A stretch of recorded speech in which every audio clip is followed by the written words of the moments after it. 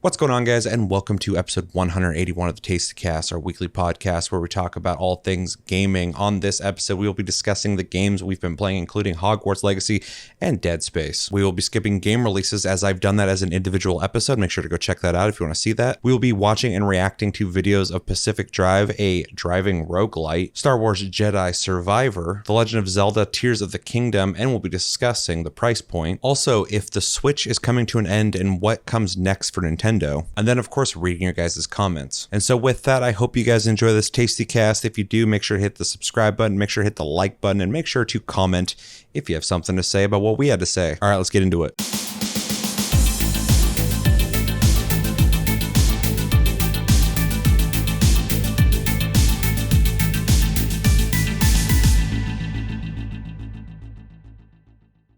All right, episode 181 of the Tasty Cast. My name's Seth, and joining me today is Chevy. Chevy, we're doing things a little different lately. I wanted to get intros in and out, be a little more punchy about it, give people the info they need to know about the episode. So hopefully that worked out really good for everybody, but and hopefully it worked out really well for you as well. Also, feedback welcome. So yeah, give us feedback. I'm changing a couple things up this year just to see how it goes. So if you guys have any thoughts on anything, let me know. But how you doing? Doing good. Been a lazy day, so didn't play as much games as I'd like. We'll get to that point. Same. But did play some stuff. How are you? I am good. I'm excited to be doing this Tasty Cast because I, again, with the new things I'm trying this year with the channel, been trying to make more short form content on top of my recent vacation. We haven't done a Tasty Cast in like a month. So it'll be nice to have this long-form conversation because we haven't had one in a while. Feels weird to not have done a Taste of Cast in a while. It's always weird towards the end of the month anyway because we've got to do Game of the Month and Plus Club, so that interrupts the flow of Tasty Cast. So it's technically like 3 weeks a month that we do Tasty Cast. But it's been a big chunk of time since we've done that. So yeah, I'm stoked for that. I'm stoked to talk about the topics and the games we've been playing. I also have not been playing as many games as I would like to, but I've played a lot of the current ones, so I feel like we got some relevant stuff to talk about. Yeah, doing good. Before we jump into what we've been playing, though, I want to let people know, in case you missed it in the intro, that I did our game releases segment that we typically do at the first Taste Cast every month as an individual episode. I'm going to be doing that moving forward. I would even like to just bring you in as well and still maintain what we were doing before, but just do it as an individual episode so we can get them out, like, you know, in the first three episodes, first 3 days of the month. Yeah. So make sure to check that out if you missed that, in case you want to get caught up on what's coming out, or you want to know what I think about the games coming out. And then, you know, later months, both of us will just maintain what we did already just outside of Tastecast. So check that out. But also, real quick question. So Nintendo Direct just happened. We typically cover events like that, and I made the decision to not cover it because I looked at the announcements and there's not really a whole lot of announcements outside of, I think, Metroid Prime Remaster happened, and that's pretty cool. But I feel like the Switch is getting phased out. So my question to you is, how much longer do you think the Switch has? When do you think we're getting a new console from Nintendo? And what do you want from it? It's a big question to start the episode with.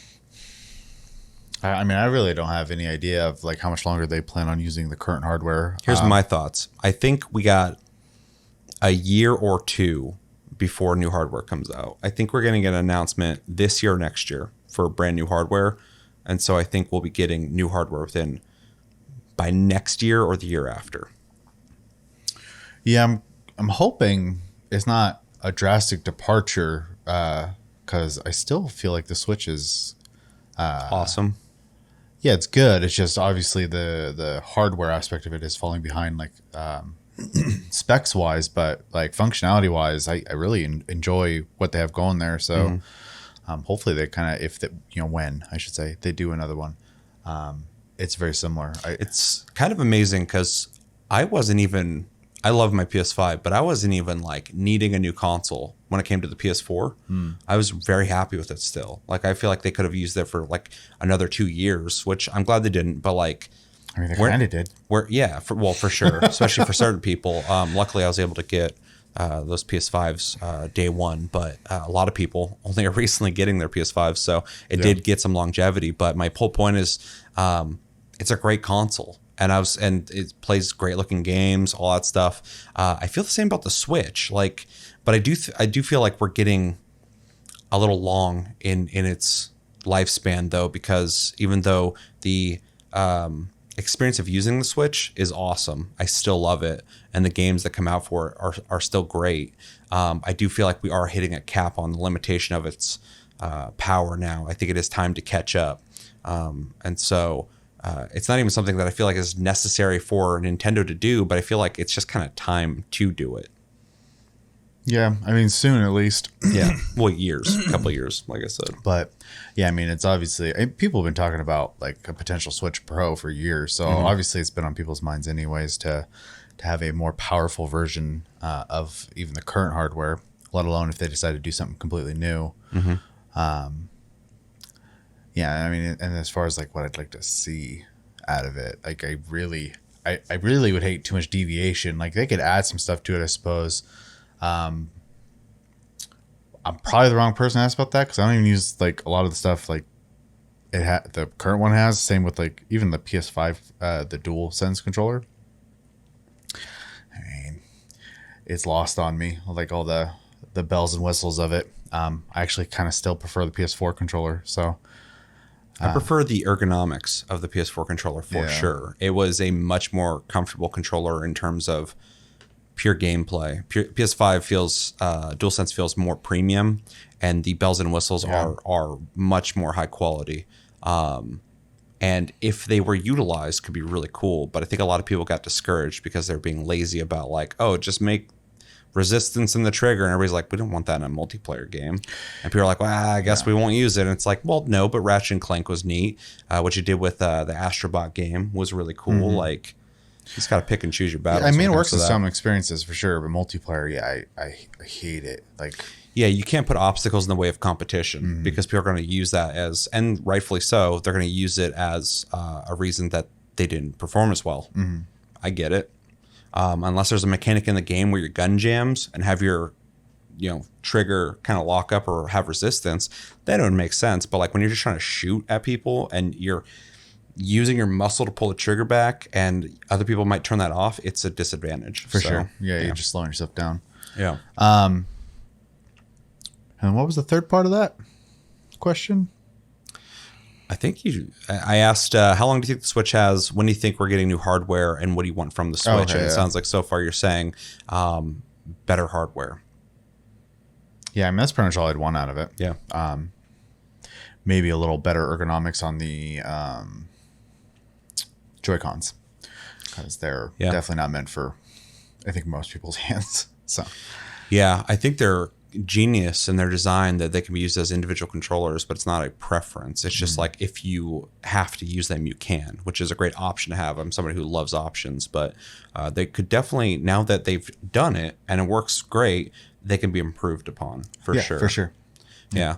I'm pretty much in the same boat. Like I said, I think looking at this Nintendo Direct and seeing how there's no like huge games coming after Zelda and Pikmin 4 kind of signals to me that they're winding down on the Switch, and the Switch will be supported for years after this, just like how Sony does. I mean, the 3DS is just now being discontinued, basically. Yeah, exactly. So, but I do think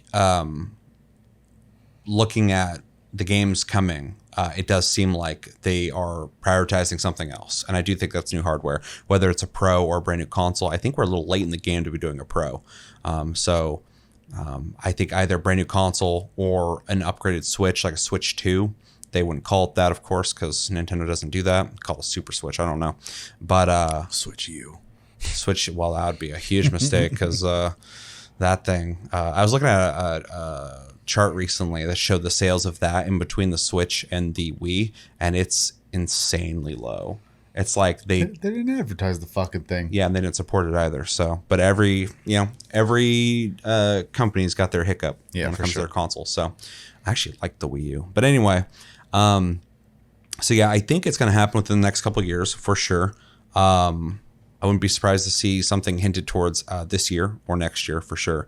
In terms of what I want from the next Nintendo console, I think the Switch is the perfect culmination of everything that Nintendo has tried with their wacky ideas, the things that work, the things that don't work. And they've created this console that if it had more power, it would be like the perfect console. It's a portable console. It's a at-home console. It offers great games. It just doesn't have the power of a PS5, an Xbox Series, or a PC, of course. And so if it had something comparable, something similar, it'd be like the perfect console. So I don't want them to get too crazy with the next Nintendo console. I want them to make a better Switch. I think it sounds so weird because Nintendo's always kind of like come up with brand new weird ideas with every console that they made. But I feel like it's all culminated to this point that they've kind of nailed, they could bring new ideas, but as long as it's like a screen with Joy-Cons, I would be happy. Getting a brand new console like that, just with better hardware. It's been a while now, so they can put in more powerful stuff, better screen, better speakers, better ergonomics on the Joy-Cons for sure. Like the Steam Deck and the handles don't come off, but the Steam Deck is a much more comfortable console to hold. It's also bigger, but they can even make like two different sizes for the next console if it's Switch-like. But that's what I'd like to see, because I really think the Switch is probably in its design one of the best consoles ever, which is kind of wild to say because I'm not a big mobile guy, but it gives me that option. Like I said earlier, I love options. Yeah. And so, and I've played my Switch mostly on TVs. Same, but I have traveled with mine. Yeah. So. And I've used mine on the go as well. I use my Steam Deck on the go way more than I've used really any console on the go, which is kind of crazy. So, but that kind of gives me the option to play like stuff I play on PC on the go. So that's really awesome. It, goes into the cloud and stuff. So, but yeah, I don't want them to get too crazy with it. If they want to add additional things that they want to get crazy with, that'd be cool. But yeah, Switch 2. I want to Switch 2 I don't think in that form factor you're going to get something as powerful as a PS5 or an Xbox Series, even though Steam Deck is arguably very powerful. But something that's just more powerful than the Switch. Maybe some new features, better speakers, stuff like that. But on that, they really got something special. So yeah, that's what I want from it. I think it's gonna come soon-ish in terms of years. But yeah, seems like it. Seems like after Zelda and Pikmin 4, we'll probably start hearing about something new, because we're not hearing anything about anything coming after that. No Marios, no anything. There hasn't even been a Mario Kart outside of the Wii U one that came out on Switch. They didn't get to sell it on the Wii U, so that's fair.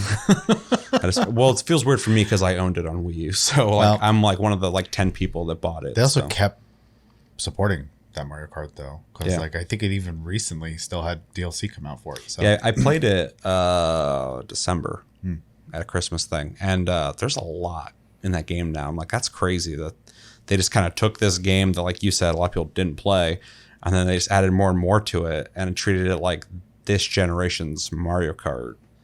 So. I actually like the approach they took with it, just because I get really sick of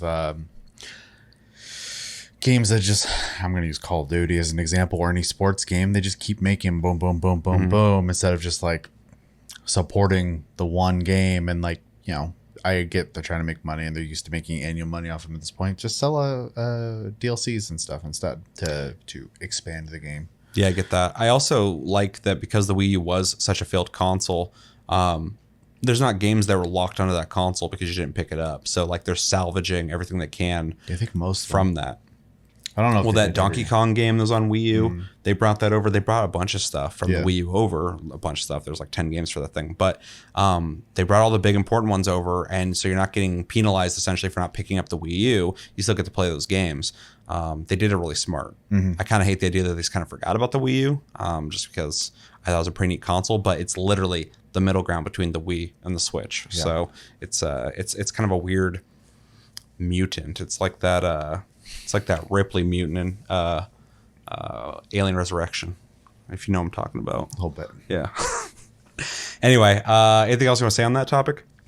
All right, let us know in the comments, what do you guys think about the next Nintendo console? What do you guys think about how long out is it going to be announced and released? And what do you want from it? Let me know everything you think about in the comments below. All right, let's jump into games we've been playing, where we talk about the games we've been playing.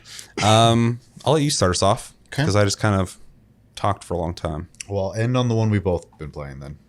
Okay. Okay, so I've been playing Final Fantasy 14 on weekends, still doing the rating thing. We are getting a lot better at the fight finally. I've kind of brought this up in the past, but like, you know, a bunch of adults trying to schedule a raiding night. As soon as someone can't make it, you know, we're not raiding that night. So our progress has been pretty slow, but we are getting the first fight down within 1 to 2 pulls now, which is good. Still kind of hoping we have some time to start working on the second fight, but if not, it's no big deal. We're not like, you know, speed running through the content, obviously. We're just kind of playing to play. So outside of that, I don't really have a lot to report in 14. What's the state of 14? What's coming next? The last part of this patch, which will introduce a new deep dungeon, which will be for, in case you're unfamiliar, it is a alternate means to level. So instead of queuing up for like normal 4-man dungeons, this supposedly, I don't know how this one worked, but it'll be, you know, 1 to 4 people. No roles are required, and there's usually like gimmicks, like items that'll like, I don't know, like polymorph people or let you see traps or find treasure chests and stuff like that. There'll be as I mentioned, traps. There'll be random spawns of enemies and stuff like that. And you try to make your way through multiple floors, typically in segments of 10s to hit checkpoints. And you get like a quote unquote save file. In case you fail, you can at least start on that 10th step or whatever to a point. The first one, they were really punishing about it. Like floor 51 was like the latest you could start if you failed. If you just left, it's different. But if you ever died, you had to start back at 51 out of the 200 floors. So it was kind of a rough one. That's supposed to be coming out. And then I believe the raid loot lock gets removed when that comes out as well, which is typically in MMOs you have a weekly amount of, or 1 piece of gear a week basically you can get out of raids, and then about a little over halfway through a raid tier they'll remove that to allow people who are late to the game to play catch up basically before the next raid tier comes out. So so that's where we're at on that. Other than that, it'll be the next major patch, which no info, like 4 or 5 months I assume. So, and then probably they'll talk about it a little bit because we're probably getting close to FanFest in July, I believe. And we'll also get the expansion announcement / first trailer. So you get to find out the future of Final Fantasy 14 after the original story. Yeah. Even though that'll be really interesting. The way the story's going now in the patches, your character didn't take much of a break. So yeah, I can't imagine that they would. Well, a lot of people were expecting it to kind of like slow down a little bit, and no, the warrior light or your character is just full speed ahead at all times apparently. So gotta be the title like that. Yeah, it's hard for me to say a lot because I'd be spoiling a ton, because the way the story ended, there's a lot of things that you quote unquote know from the beginning of the game that you don't know, and is different than it is now. So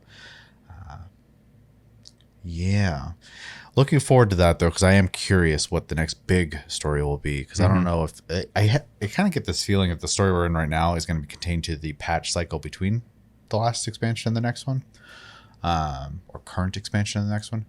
But it's hard to say because they could write whatever they want in to make it lead into the expansion, which is traditionally what they've done, but it almost doesn't feel like that right now. So but I'll wait because we still have 2 major patches before. Yeah, I'm not even caught up, and I'm curious about the way that they're doing this MMO and how they're going to continue it forward, because I have no doubts they're going to be able to do that, but it's an interesting position they put themselves in the sense that they told a story that a lot of people seem very satisfied with that had an end, essentially. And like you said, they're bridging it already into something else, but it's almost like a soft story reboot in an existing MMO. And I mean, like WoW's done that before in ways, you know, like with Cataclysm and stuff like that back in the day. Right. But I'm not saying they're going to do something like that. But so it's been attempted, but I'll be curious to see how what their approach is going to be on that. Yeah, and one Yoshi P, the director of the game, has every once in a while when he does like random live streams and stuff like that, he'll kind of just like say kind of like, you know, what they're thinking about in the development side of things. And one thing that they have been thinking about is like how many more levels do they want to let people get, because we're going to be approaching probably level 100 next expansion. And he's like, you can't just level forever. You know, it's kind of, you know, we're trying to find like, do we do a crunch to allow people to keep leveling, or do we come up with a new system? Or and this is the things they're trying to think about right now. What would you want from that? I'm indifferent because the leveling progress is just a number that prevents certain content from being done. Like that's really all it is. Yeah. Because Final Fantasy is not a stat heavy game. It's like very minuscule, the stat changes when you're leveling, and they're set basically. So progression's super like brain dead in that regard. A lot of it is just completing content. That's the challenge and the goal in 14 a lot of time. My thing with MMOs, but even like thinking of games like Call of Duty, is you can't level forever because it just doesn't mean anything, especially when you've gone through all the progression and you already have all the skills unlocked in a game and all that kind of thing. But at the same time, I also hate when you get locked in at like level 50 and then you put another like 300 hours into the game without having something that can show your time investment. It is kind of cool to, for instance, play like Deep Rock Galactic and see somebody is like, you know, 3-star in the gold tier. You know, that doesn't change their progression, but it does show their time investment. And so like, it doesn't necessarily have to be a level, but I do like kind of a badge of honor for time investment. And even if that is like, you know, the hard cap for levels is 50, but your character's like 162. And that just means, and it's like an orange or something, just kind of showing that you've been putting in the levels, but it's not really going anywhere. I think that kind of matters, but when it comes down to it, the levels are meaningless because it's all about what the game is offering you in terms of how your character is going to change or gain things as you're playing the game. And that can be done without levels. That can be done with gear. That can be done with a new tier of like skills implemented by something else that's not level based. There's a lot of ways you can go about it, but I can go either way in a lot of games. But I do find myself, if I do play a game, when my level stops going up, I do kind of miss the just even the visual badge that's showing I play this game a lot, because it kind of gives you some commonality when you hop in a room and you see somebody else who has like the same or higher level than you, because you can tell that they've been playing for a while and you can at least expect and hope that they're gonna be well versed in the game, as opposed to somebody who's like, you know, not, you know, hundreds of hours, thousands of hours into the game. Yeah. I mean, I agree. Like the leveling thing is, it's especially like it's a mental like feel good like checklist type thing. Yeah. Oh, I hit a point, but you know, when you're breaking it down, it literally is just a means to control the progression. Yeah. Segmented. And they can, so like an example with Final Fantasy 11, I haven't played in years, so take this with a bit of a grain of salt because I don't know the systems in depth, but they have like multiple different systems for power gaining. So like you stopped leveling at 99, but then they added like a merit point system, and then when you do X amount of systems, you gain a merit point. You can spend merit point somewhere type of thing. Well, it's like it's on MMO, but like a lot of games do this now, but like Borderlands has its whole badass point system. Right. And I kind of like that because the hard progression is locked into your levels. But once you get to max level, you can start getting these little bits of increases on stats. So you're not just like, you're playing the game, you're having fun, you're leveling, or not leveling. You're just putting time in and enjoying the game. But it is nice that you are slowly just becoming better over time. And I kind of like those systems as well. Well, the tricky part is that most MMOs and RPGs, like, stats have a lot of meaning, and so like there is point spending in stats, and like tweaking things can really adjust things. Like I said, Final Fantasy stats are not super complicated, and so like they can't really do a lot with them. So that, unless they just completely change the game the way the game works, and I doubt they want to put the resources in to do that. So I suspect they'll either come up with another means of progression that'll maybe be a second type of leveling that isn't like the main level, or they'll come up with like a point system, like I was saying, and you can put those into like unlocking moves and yada yada yada. So, and then it'll just come up as like, you know, mastery rank blah blah blah or something, you know. Yeah, as long as there's something, because I mean, like, I'm sure they'll come up with something. There's no way they won't have some sort of progress system, because it's a role-playing game. So. Yeah. Well, I mean, like Guild Wars 2, I love that game, but I have to admit that once you hit max level and you're just kind of getting cosmetics, back then I had to like try and figure out why that wasn't working for me. But now I've played enough games now that depend on cosmetics that just tells me that cosmetics need to be in addition to something, but it cannot be the drive. It's not enough for me. Right. And so you have to give me something to achieve. I need to be getting something for my time. They had to progress the mount system, though, didn't they? Yeah, they added a bunch of stuff. Okay. There's a bunch of different. Every expansion added new progression systems, so they found a way to work around it, and it's a lot of fun now. But the original of the game, I got to max level quick. I really enjoyed the gameplay, so I still think it's one of the most fun MMOs to play. But yeah, I just couldn't get down with putting, you know, a bunch of time into a game where I'm like getting armor that has the same stats as the armor I have, but this one just looks cooler. Like I'm like I need something more than that. So yeah, it's tricky. Yeah, and I'm sure they got plenty of people to look at, like the example of Guild Wars 2, or even like WoW currently. Your dragon, I think. Again, I don't play WoW, so take this with a grain of salt. But you level up your dragon as well, and that affects, like, you know, its flight and all that stuff. So they'll come up with something, I'm sure. It's just a matter of what it is and how, you know, it's received by the community. You know, a lot of people, myself included, you know, hop on to do content, but I'm not like playing all the time. Versus there are a large portion of people who play, and they play to role play in, and so they hop in, and the leveling part was just a means for them to have access to more cosmetics, so they could, you know, live out a fantasy. Well, and that's why the social element of an MMO is so important, because it's strong enough to keep people playing the game, or, you know, make them not go to another game because they've invested a lot of social currency here, or at least come back from time to time, which is 14's philosophy. They don't want to keep you like all the time, but they want you to come back. So I don't know. It'll be interesting to see, because they are kind of at a point too, but they have to start thinking about these things. Also, you know, they've already brought it up, but the game's starting to look old.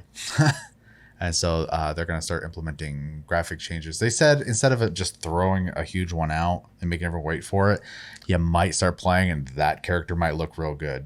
Oh, interesting. I was thinking they were going to do something like what I thought was genius with DE and Warframe is implement new systems at a time. So a new lighting system, That's a kind new of what they were shader saying. system, new textures, because it's exciting when the thing rolls out and they're able to do it in a you know, reasonable amount of time.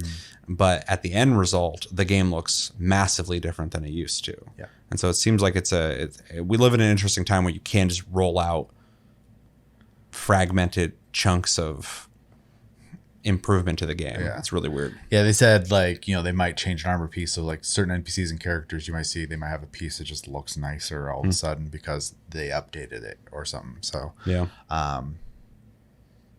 and they showed some examples during one of their live letters, which is their dev streams, from some stuff they were experimenting with. Not that they were going to use, but things they were capable of. And they showed off like actual like reflections on gold and like texture and stuff like that, and like stuff that the game doesn't have in it, basically. Ray tracing. Without having ray tracing, just, you know, They were showing off like what they can do with lighting.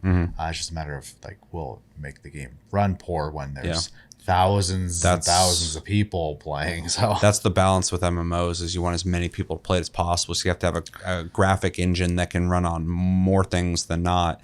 And increasing that, you could potentially alienate some people who were already kind of settled out, like, well, I don't need a better PC. I'm already playing the game. It looks great enough for me. I'll play here. And then they increase the graphics and you're like, oh shit, now I have to do something. But they also have to make it work on console as well, because it's on PS5. It's on PS4 and PS5 at this point. The PS3 part is gone, but damn, but it looks like a PS3 game basically, like at a base level. It can be higher obviously, but there's only so much they could do without like redoing some textures and stuff, because like it's based off that baseline right now, and it's not stuck in the same way Final Fantasy 11 is. Final Fantasy 11 was actually made with a PS2 dev kit, versus this was made to work on a PS3 and PC. Initially that was a 4. Plus they learned their mistake with 11. Like, we can't do anything with the game because these dev kits are eventually going to all break, and that'll be the end. So it's kind of interesting.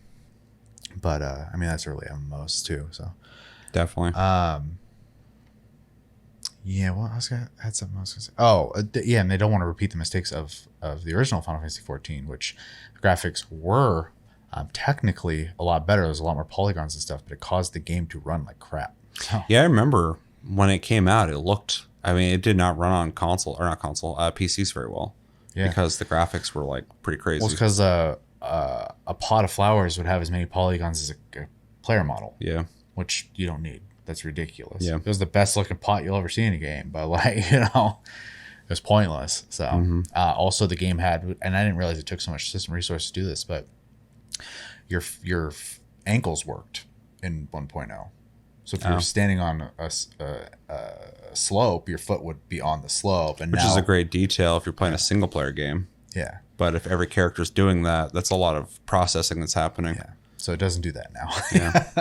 Yeah, it's funny how you add something small like that. You're like, oh, it'd be cool if your character did that, but everybody's character's doing that. Now it's a bunch of things being processed at once, and then you take that out, and all of a sudden you have more room to play with for more important things. So yeah, but I'm looking for. I mean, they haven't really steered wrong in my opinion. I think the weakest point was for me was Stormblood, and it still wasn't bad. It just wasn't as exciting as everything else. So. Yeah, the reception of the game has seemingly only gotten better and better and better. So yeah, that's good momentum. For sure. Let's see, what else have I been playing? I can't remember the whole name of it anymore, but the newest Star Ocean game I picked up. I picked that up, Valkyrie Elysium, whatever the newest one is, and Harvestella at the same time. I already talked about this, but I already beat Harvestella. Then I moved to Star Ocean, and I still have to play Valkyrie at some point. But so I started playing Star Ocean, and at first I was a little kind of worried because the visuals are decent, but the game definitely feels like old in like the way the animations are and like the very animated way that people talk and stuff like that. But after playing it for a little bit, I was like, okay, no, it was jarring just because I'm not used to games doing this stuff anymore. And I've been actually having a lot of fun with it now. It just took me a second to kind of like get past a mental wall with that game. Combat's, semi-action. I'd like to say you have action points. So you can swing as much as you want, but if you run out of action points, you got to stop and like let them recharge basically. So it still maintains some kind of RPG element to it. And you can pause and like issue commands and stuff still. You can switch characters on the fly as well if you want to. It has a pretty interesting power growth system where there's a skill tree. There's also like the ability to level up the abilities that you've unlocked in the skill tree using that same currency. Same with passives. There's a piece of equipment that you get in the game that allows you to kind of like temporarily fly for a moment. That has passive stats that affect you in combat too, and you can use it in combat to do different combos and stuff. I don't know. It's pretty interesting. Though in typical JRPG fashion, the longer I play it, the more stuff I keep unlocking to make combat more fleshed out. So I'm enjoying that aspect of it. There's pretty decent amount of side quests to start off with, not too many, which is good because I would do all of them. So it's been enough to keep me going forward in the game, which is good. That's a big complaint I have, especially with like open world games and stuff, is I get distracted super easy. I need someone to be like, go this way. I've gotten really good in open world games to just understand that a lot of that stuff just keeps you busy, and it does give you an edge sometimes, but then sometimes the missions become too easy because you're just out there doing all the side quests and getting all the money and the gear and the leveling, that I try to find a balance. I'm really good at just dedicating time to going straight for the missions, the main missions, and then every once in a while if I'm kind of feeling in a moment like something actually is interesting to me to go do as a side quest and not just, well, I better go do it to level up quickly. I don't know, I've just gotten a lot better at that because I used to have that problem as well. But when I was younger, I could spend way more time in open world games doing whatever because I wasn't on my way to 40-year-old man who's got shit going on in my life. So it's something I've had to kind of prioritize as I've gotten older. Is like, I got to be more effective at how I play this game. Yeah, well, and I have been like not exploring every nook and cranny too. I'm still like I'll like loosely like kind of zigzag around as I'm heading somewhere and if I see something, I'll go grab it. But I'm not like necessarily trying to like find every little thing because there is verticality because you can fly, so you can like fly up on top of the hill and there's a treasure chest up here. So, but I haven't really found anything that makes it like it's usually just items like health potions, antidotes, yada yada yada, and you can craft all that stuff. So it's not a huge deal. Story so far is okay, but I still feel like I'm in the very beginning of it, so it's hard for me to speak a lot on it, especially with my past knowledge of Star Ocean, knowing that at some point the story's probably gonna get crazy. So unless this one just doesn't, who knows? But right now it's pretty relaxed, and they're very open about the fact that one of the characters is a space capable traveler.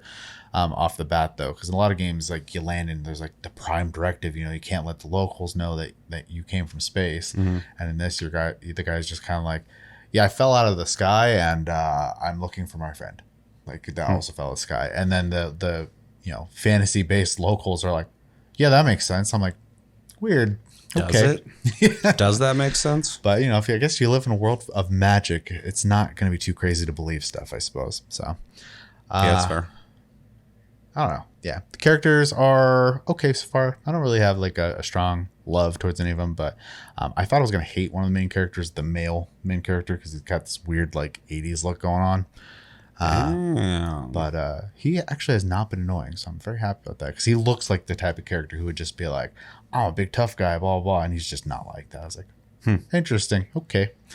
So it's extra interesting because in a lot of things, especially Japanese stuff, the visual representation of the character tells a lot about what the character is going to be like for sure. And so I'm glad they were able to deviate from what they're trying to offer you with that. Yeah, the two main characters I don't feel are too tropey. The two side characters I have are very tropey. So you have a guy who looks pissed off all the time, and sure as shit, he is pissed off all the time, and is a know-it-all. And then you have the airhead girl, so who happens to also be a doctor. So is she hungry all the time? Not yet. Okay. That trope drives me nuts. I'm hungry. Yeah, we all are, motherfucker. And it's even though it's technically a AAA title, it's hard to call it a AAA game because you could tell they didn't put a AAA budget behind it. Like, yeah, it just happens if Square's name on it. Tri-Ace made it, if anyone's familiar with that company. So I remember that name. Yeah, it's fun. I don't think I could recommend it to everybody because just the hardcore JRPG fans. But if you're into JRPGs, I like it so far. I honestly bought it without really doing any research because I was just like, I want to see the state of where Square's at with all these, because they're just like all of a sudden deciding to make games again outside of Final Fantasy. Yeah, and which I was is just good. like, I gotta try these. Harvestella was great. I would totally recommend that. It's not gonna be for everyone, but if you're a JRPG fan and you like those like easy living games, it's a good mix of both. If I had the time, I'd play it because it looks cool, but it's not like a top priority game. Yeah, it's super. The story was much better than I expected in that game. That's cool to hear. Yeah, because that was the least. This is the lowest priority reason that I was going to play that game. And I liked every character except for one. So that was a very pleasant surprise of a game for me. Yeah, barely started Star Ocean, so I can't really talk on it. And I'm hoping to get to Valkyrie at some point. And then you got Final Fantasy coming out this year. A Final Fantasy that did come out that I didn't play. Crisis Core. Oh, yeah. I forgot that came out. Fuck. There's 2 Final Fantasies coming out this year. Uh-huh. When's Dragon Quest coming out? I don't think there's a release date yet, but it's definitely in development because they did last year. They did a dev talk where they announced it basically. So I almost said Dragon Age. They did make that side story with the thief character from the last Dragon. Oh yeah. Quest, though. I haven't played it yet, but it looked pretty interesting. It's on Switch, I think. Real quick, because I never covered this on the channel because I was freaked out because last time I covered a leak, I got a copyright strike. That has completely fucked my channel since. But did you see the Dragon Age leak? You told me about it a little. Yeah, I haven't seen it. It's a third-person God of War style game. It's a huge no thank you for me. According to the leaker, there's no companions in combat. In the footage I saw, which was about 8 seconds long, it was a dude in armor, sword and shield, and he's swinging at people and drop kicking them. And then at the bottom, you can see it's got the God of War system where like you have a bar that fills up, and then you click in the 2 sticks and go like Super Saiyan. I mean, I'll probably, if it looks cool enough when it's close to release, check it out. But that is absolutely not the direction I was hoping Dragon Age would be going in. It drives me nuts too because you got stuff like Baldur's Gate 3, Celeste, Divinity, at least the ones on the was that Larian Studio side or whatever are well received games. I don't know enough people who've played Celeste. Speaking of that, we reviewed Celeste and we both were very generous with our grades of that. So yeah, it'd be nice to see other games in the genre. Well, and that just brings me to Dragon Age. Like the best one I played was the fucking first one. It's great, yeah. So it's like one of the last great BioWare games. Yeah, it bums me out. That and Mass Effect 2, I really, really enjoyed. So, anyways, no, I haven't seen it, but if it is like that, that'd be disappointing. So, yeah, I made a TikTok about it because I can talk about things like that over there and show it, but a lot of people were upset by it, but a lot of people seem to love the world and lore of Dragon Age so much, which is cool to hear, that they're willing to accept any genre, really. Which I thought was interesting, because like I will also maybe play a game like that, but I'm not excited for it. I don't have a problem, even though I think it's lazy, making like side games with like a good example, and this is not a good game, but and I apologize if I upset someone with this, but Dirge Cerberus, right, is a Final Fantasy VII game, but it's not like a traditional Final Fantasy game. It is a Well, you're only going to upset very specific people because that game was widely viewed. Sure, but I'm just putting that out there in case like someone was watching, they liked it. I'm not trying to like what you want, but it, my whole point is that was very obviously a side game when it came out. Yep. And the whole idea here too is like, if this is not like, I don't know if you can call a Dragon Age game a main number since they haven't done anything past 2 really. But yeah, I don't know. I just have to wait and see what they officially say because I have no idea. Leaks are only so much information. So sure, yeah. Anytime there's a leak, I say what I see, like about what I see, and that's about it. But I can't be definitive because I need the final product to even be able to be more specific about it. That's why I took such an issue with the day before commotion, because I'm like, this game is obviously being mismanaged, and the dev is obviously not doing a good job at relaying the game to people. But I don't think it's like, I don't think it's fake. I don't think like people are like making all these assumptions so quickly. I'm like, you don't have the info to make that assumption though. So like acknowledge, something's fucked for sure. But that's about as far as we can go. So it's like all those people who just like jumped on that development studio thinking it was a hidden Kojima company or whatever. Oh yeah, that's also, there is issues we can discuss, but the things you're making up, like it's fun to speculate, but people were like getting really emotionally invested in that conversation and sending death threats and stuff, and I'm like, it's video games, dude. I'm like, fucking chill, dude. Play a different one for a little bit, you'll be fine. So anyway, yeah, I lost. I only brought that up because I was talking about Dragon Quest, and I almost said Dragon Age, and reminded me of the leak. Yeah, So anyway, you're talking about we're talking about JRPGs. I was just finishing up Star Ocean. That was all. And just saying, if you're curious, if you like JRPGs, you need something to play, check it out. Maybe catch it on sale. I don't know if everyone is going to be as patient as I am with the cost to what you're getting ratio. But yeah. And then the last thing, at least that I have been playing that's worth talking about, is Hogwarts Legacy. That fucking game. Yeah, that game. Not controversial at all for some people. I think for the most part, it's not controversial at all. I think just on Twitter, it's controversial too. I've Very seen loud I've group seen of some people. stuff in Twitch was pretty bad, and then some comment sections on YouTube as well. But Real quick, I want to address this though before we even talk about this game. Not that I really need to do this, but I want to be clear about my position on this game. I bought it. I'm playing it. I'm liking it. We'll talk about it. I encourage anybody who wants to buy and play this game to buy and play it. If you don't want to buy this game and you want to boycott it and you want to tell people to do that and they want to also boycott it, I also support you 100%. Don't buy the fucking game. Like, I'm not even somebody who's like telling you you're wrong. I 100% support that. So that's just where I'm at on it. So anyway, that's about as far as I want to talk about when it comes to the controversy. yeah, just don't harass people. Yeah, don't be a fucking dickhead. Like, okay, hold on. So, yeah, don't do that because it's not effective. Like, if you want to be effective at what you're trying to do, you got to convince people.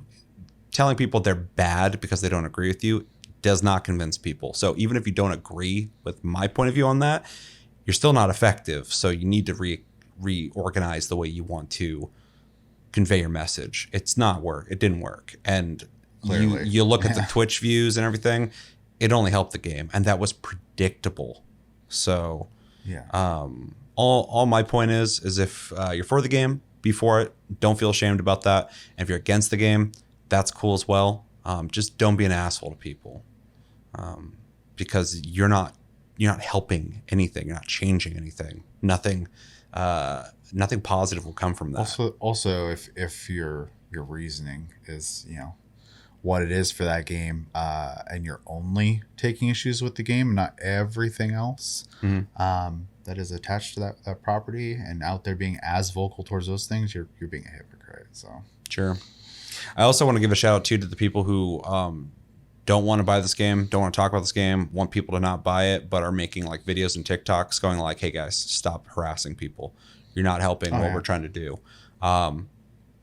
Yeah, dude, I'm with you 100%. Like, if you're one of those people who don't want to buy the game, don't want people to buy it, but you recognize that you're only hurting your message by being assholes to people, yeah, you're right, and I respect it. Like, there's nuance to it. There's 100%. There's always a discussion to be had, but once you skip the discussion and you jump to, I don't agree with you, you need to agree with me, you're bad because of that, shut up unless you agree with me, you've lost. It's over. It's a very I spend too much time on Twitter take at that point. So yeah, 100%. So, anyway, you've been playing it. I am not a fan of Harry Potter. I'm going to put that out there right now. I've seen all the movies, and they're like whatever. I've seen 2 of them. So I was somewhat obligated to do so. I still made the choice, but it was for someone else's benefit. That being said, one thing I remember saying after watching the movies was, I don't really care about the characters and like the story here, but the world is super cool. Mm-hmm. I really like everything about like the world that has been made here. And then so we saw the trailers for these games, and I was like, oh, cool! It's you're a separate story taking place in this world, and you get to be the character. And so we have at least I can speak for myself of this, but I feel like we both had an interest right off the bat when they showed like all the crazy visuals and stuff of the game. Oh, my big thing, regardless of the property itself, is that we're getting a AAA wizard game with like classes you're going to be going into and like a different kind of progression. I'm like, we don't see these kind of refreshing takes on genres from AAA companies almost ever. So I'm 100% all in. Yeah. And so I just kind of hopped in on it without even really seeing too much of the feedback on it. And I have to say my only complaint is that I'm playing on PC and there are stuttering issues that need fixed. Please fix. I'm not experiencing any stuttering. I am. Which is funny because I was talking to Sarah about it and she was talking about the stuttering and I was like, I don't get stuttering. She's like, you don't get stuttering. I'm like, it runs great. Like it is, the game looks amazing. It's a really good looking game and it runs so fucking good on my PC. It's like surprising. I was expecting some hurdles because I'm looking at the game. I'm like, that's a really good looking game. There's a lot of really good like lighting going on, like great shadows. I was expecting performance issues, especially hearing it from everybody. Yeah. And when I told her, she like looked at me like, what the fuck? And I'm like, I don't know. It just runs great. Like it seems really well optimized on my PC. But I guess I'm the only person experiencing that, which is nice because typically I'm on the other side where I'm experiencing the problems. Well, I played it before we filmed for a bit, and it stuttered briefly once. So whatever setting adjustments I made, I can't even remember now, seem to have mostly made the game not have that issue with like very few exceptions. And it's always during like a weird cutscene moment. So it's never during gameplay. Otherwise, it runs buttery smooth. I had one stutter in the 5 hours I put into the game so far. I was in Hogsmeade and I walked into a store, and between me walking in and then the cutscene starting, there was like a quick like bloop. Yeah. And I was like, that would happen in like any game. I don't care. It's also interesting that the doors are obviously like loading points. Yeah. But every once in a while, like the door won't open and I'll see a little circle, a loading circle pop up. I'm like, weird. That's interesting. I mean, that's been a thing for a long time, but like Dead Space, which is a game I'll be talking about, also loads the next section every time you open a door, which is smart but interesting. Well, I know games do it too when you like crawl between in cracks and stuff. That's Yeah. a loading screen basically. So, but yeah, it's just been interesting to see the loading circle pop up. I don't know why they'd let us see that instead of just like, maybe it's to let you know that the game didn't freeze and the door does open. It's probably giving you info at the very least of what's going on. But outside of that, I'm playing on I'm using a controller to play. I just kind of, anytime I play third person, game these days, I just kind of use a controller. But luckily it's not a shooter. So yeah, specifically if I play a third person like action game, I play on a controller. Otherwise shooting, I need a mouse. But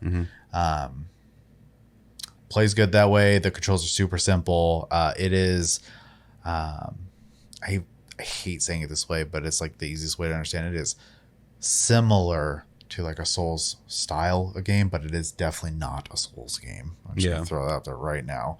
But if you're familiar with like the idea of like, pairing at the right times and dodging at the right times, stuff like that, that's basically what it is. You could argue any game, but not every game has the same kind of tell systems and stuff. So yeah, it's just the third person action game with soft lock on. It doesn't have like a hard lock on, I don't think. it gets one. Oh yeah, it does. It does. Yeah. I forgot. It just doesn't start with it for some reason. Yeah. And then it's a very like combo heavy game. So if you like the idea of like, matching, they'll have a different colored shield and you have to make sure to use the right element to pop the shield. And then you can like choose to juggle based off cooldowns of your moves and stuff like that. It's a lot of like almost fighting game-esque like inputs when it comes, minus the, the directional stuff. But, as an example, like I have 3 combat spells now, so I can like lift someone up, do a couple attacks in there, kind of let the cooldown come up a little bit, but before finishing that, pull them towards me, do a couple more hits, do a fire spell, kind of finish off my combo type of deal. And I don't have to do it that way. I can mix it up whatever way I want, but the fire spell's close range, so I don't want to like just throw it out there when they're away from me. I'll waste it. So, and it has a longer cooldown than the other ones. So, so combat's pretty fun. It's not like super fast. It's more, you do have to kind of like think about your steps, because if you just start spamming, you're going to miss the block, you're going to miss the dodge, you're going to burn through your cooldowns, and all of a sudden you're just going to be doing the auto attack, which does not that much damage. So it's interesting how like stand your ground, pay attention the combat is. Yeah, it's not like a hack and it's slash. kind of like chess like almost, Yeah. where like you want to make sure like you're making moves, but you're also thinking about moves too. I enjoy it. It's a good pace for me. Some people might find it slow, but I would still suggest trying it, seeing how it feels. It does open up the further you get in the game as well, obviously, as you get more spells. Exploration is fun. It is a very, not overwhelmingly big, but a big map with lots of little random secrets and more unlock as you unlock spells to access other parts of the school and the town and stuff. I think it's a good example of a map that is, and the way I think maps should be in games, it's not the biggest thing ever, but it's full of stuff. Right. It's full of reasons to explore the world. Whereas like some games will have like a huge world, but like it's not worth exploring. Yeah. And like, a game like Elden Ring, I think was a great example of like a responsibly sized world that rewarded you for every direction you went in, which is important. It's a great example of that. Whereas like a lot of Ubisoft games, you can just like go in a direction and you're going to get like meaningless rewards. And I feel like this game, it just feels intentional. Every inch of it feels intentional. When you walk to a certain floor of Hogwarts, you're outside, or whatever, every direction you go feels handmade. There's little details everywhere, cool little things to see, interact with, and then very intentional rewards to be found. Even though you can just hit R if you're playing mouse and keyboard and like scan for all the shit. There's a really good sense of adventure and exploration. No, yeah, I agree with that, especially the intentional part. I mean, it does have a lot of the stuff you're going to find in most action adventure games, which is, this item always does this thing. So when you see it on the map, to interact with it at a certain way type. But that's whatever. It's just a gameplay mechanic. The story so far has been okay. I'm not like super invested. It's probably like, honestly, my I could take it or leave it. It doesn't matter. I'm playing the game for the sake of the game itself, which I'm having fun with. I do love the creativity with the way the cinematics are done and the just like all the little side quests and stuff. I don't want to get say too much about stuff because I don't want to spoil too much of it. Yeah, it's so really early. But there are like a lot of side quests where you have a pull spell you get real early on, and like someone's like, I lost all my stuff. I'm not going to say this, I'm trying to keep it vague, and then you go, oh, okay, I have to go get it. And it'll be in like really weird spots. You use the spell to pull them down, do stuff like that. Even like the floating pages, it's neat. Like to just collect those, you got to like pull them down, use their force pull. And it's kind of a nice little touch on like when you're already exploring and looking for things anyway. You see when it's flying around, you're like, oh, kind of gives me like a platformer vibe. Yeah, definitely. The exploration and the collection part is definitely like the heavy part of the game because I've done almost no combat so far. I've done some. I'm 5 hours into the game and I think I've done like 3 things that are like combat oriented. Yeah, but I mean the movies are that way too. So like it's not. It's just bold of them to do that for a game because they got to rely on either you're appreciating the quality of the game or that you're a Harry Potter fan, because if you're just hopping into this game hoping it's going to be like I'm going to tear people up with my fucking spells and just wreck people, it's not that game. For sure I agree. But I think my favorite part of the whole game is just it's you can tell like they're fans of the property because like it's just oozing with creativity and like fun. Like it's just like statues you can click on and they teleport you random places, but the animation could just be a loading screen and they took the extra effort to give you this crazy animation and go through the whole process, and those things they didn't have to do, and they took those extra steps, and the game has a lot of those little extra things to kind of like add flavor to the game and make you feel like you're actually in the world of Harry Potter basically. So and I've been having fun with it. I think if I was a Harry Potter fan, I would love the game. Yeah, that's my biggest regret playing it, and it's not going to change because I'm just never going to be a huge fan of Harry Potter. But I'm playing this game, and I'm like, this is a game made by fans for fans. You can just tell in every inch of this game, it's like these people love Harry Potter, and they want you to be able to explore this place that you probably have wanted to explore since you were a kid at this point, because Harry Potter's been around forever. And if you were a Harry Potter fan and you're entering this world, like it's got to be so cool to like experience this. And for me, like I don't have that. Yeah, same. I'm just hopping in. I'm like, these motherfuckers went crazy with this game. Like, I don't know shit about this world, but like, goddamn, this is done really well. Yeah, I also want to give them a huge shout out too with customization. Like, Yeah. you have, for lack of a better way to word it, transmog right off the bat. So anytime you get a piece of gear, whether you keep it, sell it, or break it, that appearance is unlocked forever now, and you can just switch whenever you want. Yeah, it's great, and I love how the whole game feels like progression, and just the experience of the game is about collecting and progressing through the experience of the world and not the combat. It's not like a game where you can just sit there and grind out on like killing the same enemies in a field, and that you are finding these like new outfits that have stats, which is really cool to see, but that there is transmog. It just kind of makes the experience of like go collect and explore and experience the world even stronger. I think it was a smart choice in design. Yeah, well, and then you get like, other cosmetics like your wand. I know eventually you get a broom, which I don't have. Yeah, yet, I don't have but, that shit either. I know that's something you're gonna be able to customize. I've seen clips before the game came out, even of like decorating rooms and stuff. So I assume you get a room at some point. Like they just want you to like do the Harry Potter experience. They want you to have the experience. There, yeah. So, and so far it's been fun. So I fully intend to keep playing it. I'm hoping to beat it. We'll see if I get distracted, but so far the plan is that like I'd like to play it right now. Is when we're done filming, it's probably what I'll be doing. So, Game of the Year 2023 so far. I won't be that bold. There are some big games coming out this year that I want to play. Yeah, but so far, but I think it'll probably deserve a shout out unless the ending just sucks. Yeah, I could see that. So. Yeah, already playing it. I think it has the potential of being. I think it's going to be like top 5, top 10 for sure, but. And for some people, like this will be their game of the year. I think. For sure. But on a mass scale, I feel like early release. There's some big games coming out this year. Yeah. And like for me personally, already like my game of the year right now is Dead Space, but it's obviously so early. I jokingly say game of the year, but it has left that impression on me already. But I'll talk about that. But the quality of this, it's just like a really early banger. Like it's a very, very well made game. Solid for sure. Yeah.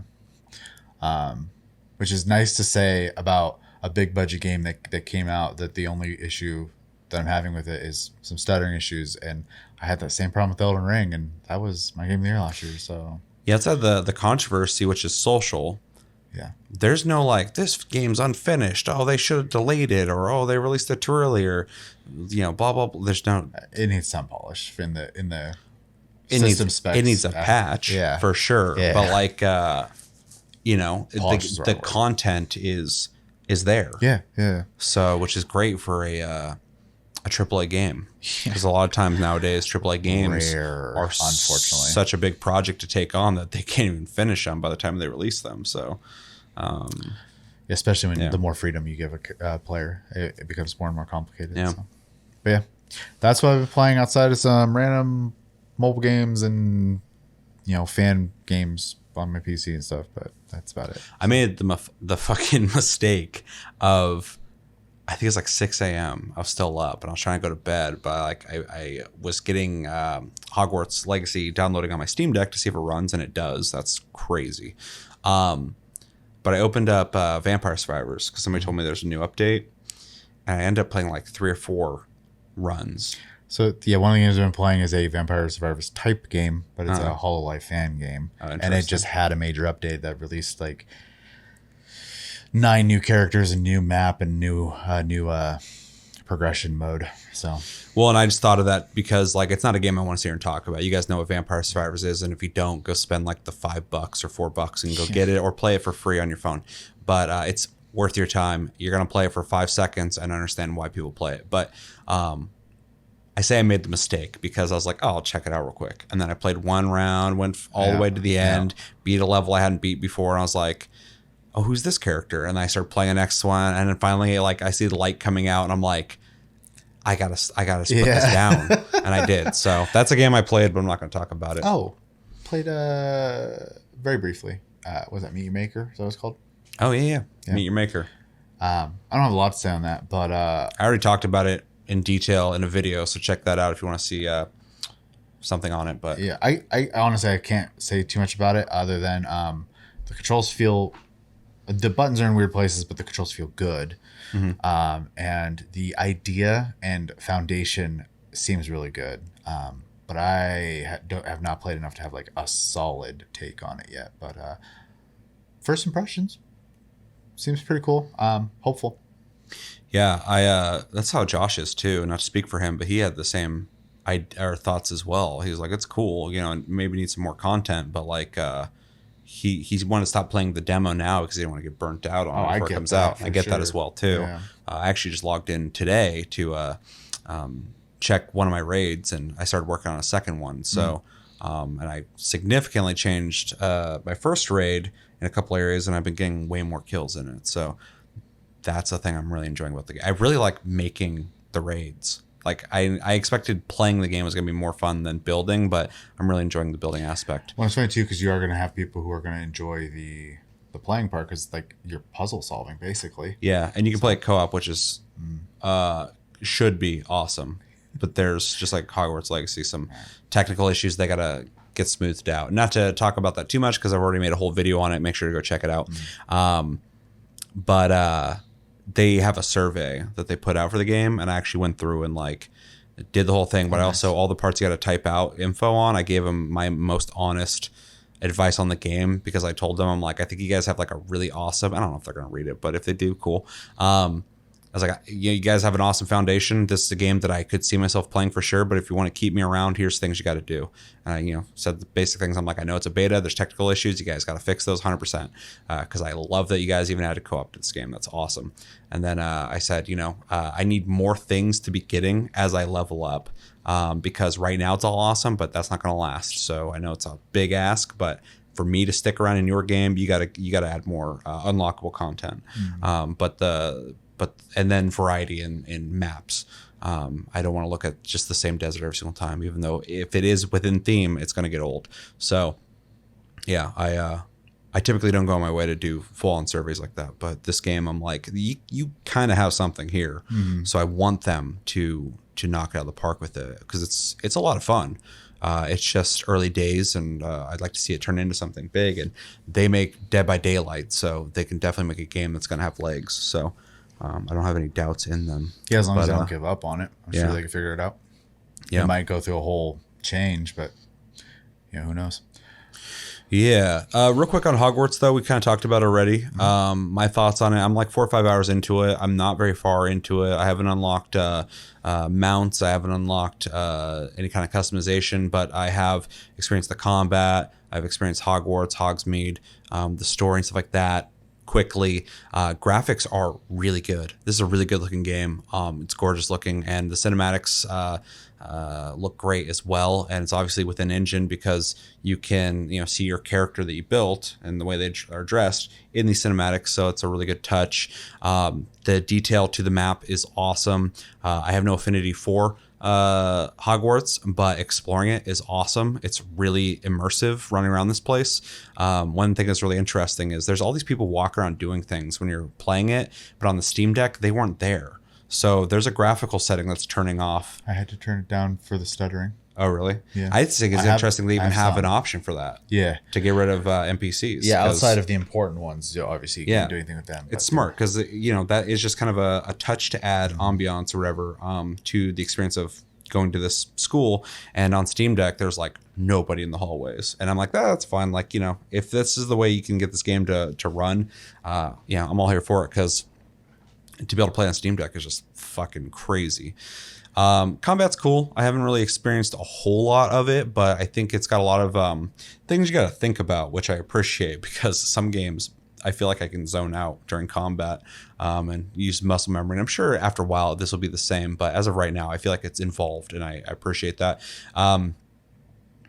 The way you progress in unlocks is really interesting, just through collection and experience, going to classes and collecting things, accolades, you unlock stuff. I think it's a really cool system. I was not expecting that, so I am enjoying that refreshing experience.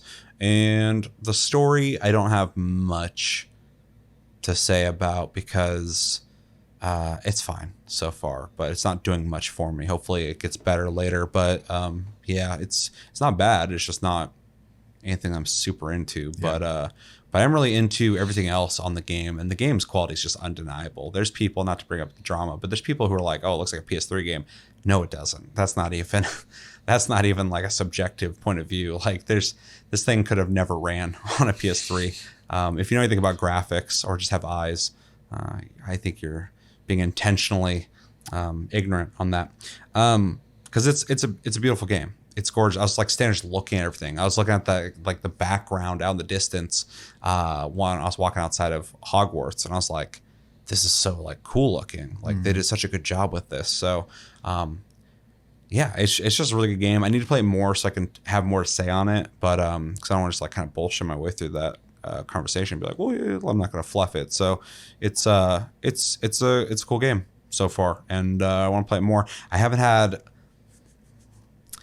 the times I've had to play games lately, like, you know, after work or whatever, I'm not in the mindset to sit there and play a story heavy game. So I haven't been playing as much as I'd like to, but I just don't want to shortchange the game itself because my attention span's fucked because I'm tired and I'm only got like an hour or two to play.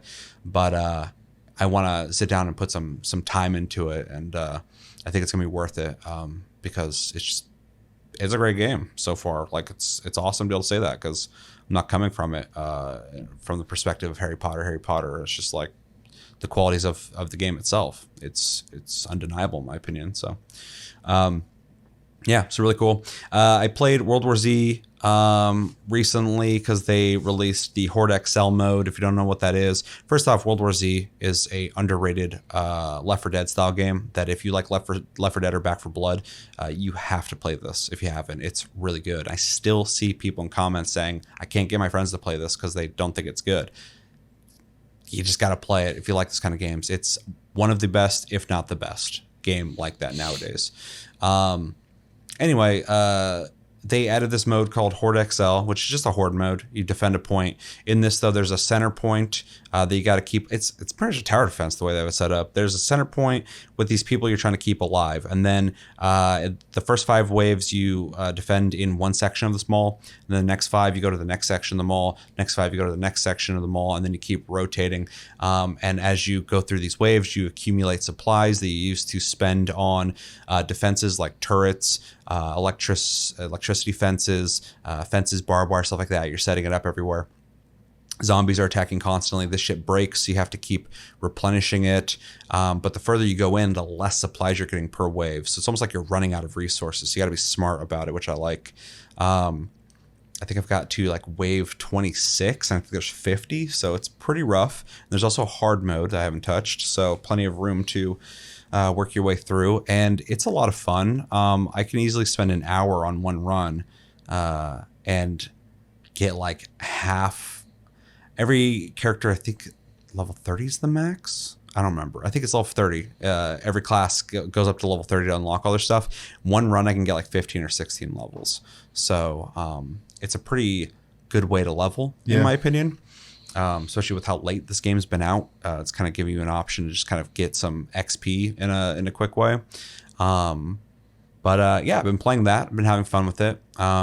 Been leveling characters with it, and I've just been really enjoying the strategy element of setting up defenses, going like, okay, same way I do with tower defense games. I'm like, I'm gonna spend as least amount as possible this first wave, and then see how little I can get away with. And it depends on who you're playing with as well. Some people are not going to be as good as others, but put like, as opposed to spending all my supplies to put all the defenses down in the first wave, I just go like, okay, well, I can get by just putting like an automatic turret right here, and just I'll defend this side, it'll defend that side, we'll be good. And so the tower defense nerd in me is enjoying that aspect of it. But yeah, it's really good. World War Z is awesome. If you haven't played it, so play it. I think it has crossplay, so that's also shout out to it for that, because more games need that. And Horde XL is an awesome addition to a game that's already awesome. And this game got its last update, I think, a year ago or something like that. And it was pretty much assumed it was over because the game's been out for a little bit. I think it came out in 2019 or something. And they said because people are supporting the game so much, they're going to keep supporting it throughout 2023. So this is the first of many updates this year. So that's really cool to hear as well. I love when developers do that, when they recognize that their game's not dead. and people are still playing it, and they don't abandon it because we're still here, we're still playing it. So really cool to see. Unless you're Payday and you just infinitely support your game, and the community is like almost like trying to get you to kill it. Yeah, like, where's Payday 3 at? And they're like, well, it's coming, but buy Ethan and Hila and Payday 2. There's another game that did you see? I keep bringing up new stuff. The Division 2, the devs ran into an error where they can't update the game anymore. And as soon as I heard that, because they said all updates are on hiatus now because they can't update it because of this error. And as soon as I read that, I just added them. I'm like, time to make Division 3. Because I'm like, it's time, dude. Let's get a new one. That's interesting. Yeah, it's bizarre. It's like when you hear a dev lost the files to an old game of theirs and now they can't re-release it. I think it happened to Kingdom Hearts. Well, Japanese gaming culture for a long time was like always look forward, never back. Yeah. And so like they would just delete that shit. Well, that's why Square wouldn't make a Final Fantasy VII remake, is because they said they wanted to look ahead for Final Fantasy and not live in the past. But obviously that changed. So yeah, they found a good compromise, I think, with that, because they this is 100% a new game. Yeah. So played Ghost Recon Breakpoint, which is interesting. I have a weird relationship with that game. When it first came out, I was not a fan of it. I actually played the alpha of it, where I couldn't talk about it because I had to agree to a NDA. That was the one that wasn't and then became a tactical a game. Ghost Recon Yeah. game? Yeah. It came out as a looter shooter, and people like me were like, you already have the Division. Like, this should be Ghost Recon. Nobody played it, so they're like, okay, we're going to... They did something that I still feel mixed on. They're like, this game can be whatever the hell you want. We just want you to play it. And I'm happy to say, logging in, there's a shitload of people play this game now. They have a PvP mode called Ghost War. People are playing that. When they have a hub, which I had no idea was a thing. When I played this originally, there's nobody in that hub. So I thought it was just like me and my squad. But I played recently, and there's just people running around this hub. And I'm like, oh, people play this game. Interesting. Yeah. So what they did is, in the beginning, and you can do this as detailed as you want. They don't even care. You got to play this as the original version as a looter shooter, or you can play it as a tactical game, or you can do whatever the fuck you want in between. You can turn certain things on and off to different degrees. There's these drones that used to just fly around nonstop constantly. It was like Cliff Racers in fucking Morrowind. Like, you're just constantly getting interrupted by these things. They're not a challenge. They're just annoying. And it drove me insane. I used to be running through a field, and it's like, well, a drone's coming, and you got to lay down in the mud and wait for it to pass. And then you get back up, you start running, and then 5 seconds later, another drone goes by, and you have to keep doing that. You can turn them off now. They have a whole feature that there's like, well, you can just turn off if you want. I'm like, okay. I don't want to do that because I want to play your game the way it was intended, but also this sucks. So. There's a lot of like, without them just saying it, please play my game. It's the most Ubisoft game ever. Ubisoft always makes decisions, and fans go, we hate this. And like, okay, we hear you. We'll fix it. And they do that. Recently, but yeah. Recently, no. They're really bad. But for a while there, that was kind of their thing. And this game's literally that. Like, it's the closest thing to you walking into Ubisoft and shaking hands with somebody who's telling you what game they're going to make for you now. Like, it's the closest thing to that, because like you start this game up, it's like, what do you want this game to be? And it's like, aren't you the dev? They're like, well, yeah, but like, we made like 3 different games, and you can just kind of pick between them now because we just want you to play the game and be on it. And I hate that and like it, because I can finally play this game and enjoy it. But also I'm like, don't you have a fucking vision? Why am I making this decision? Like, you should have somebody with ideas who had a vision for this game and executed it well enough. You shouldn't have to depend on me to change these parameters to get the game out of it that I want. But at the same time, I'm enjoying it. So it worked. That vision is to make service game. That's the vision. Yeah. Yeah. So. It's interesting though, because like, for instance, if Josh wanted to play it, because it has multiplayer co-op and PvP. If Josh wanted to play as a looter shooter and he joins my game and I'm playing it tactical mode, he's now playing a tactical mode. So they made a really interesting system that can adapt to either way, and vice versa. So it seems kind of like, I keep thinking about like, man, they worked on some complicated systems to make this happen. So I have to give them credit there. They were really adamant about like, we have to salvage this game. Yeah. So overall, it is a typical Ubisoft game. Big, huge map. A lot of missions that are samey, where you just go and sneak around and shoot people, and you can go, guns blazing or stealth your way, which I actually enjoy the stealth in the game. There's multiple classes. I think there's like 8 or 9 of them now, which is pretty cool. I'm playing one called Echelon, which is based off of Splinter Cell. And so my guy has a move where he can just scan the area and you can see people's silhouettes through walls, which is kind of lame, but in a big open world, I don't mind it so much.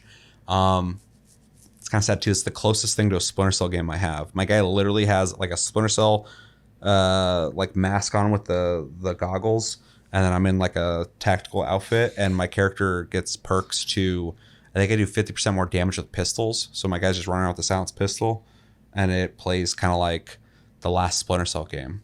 So I'm like, I'm just playing Splinter Cell now. This isn't even Ghost Recon. But I'm having fun. So, but yeah, been playing that co-op with Josh and Sarah.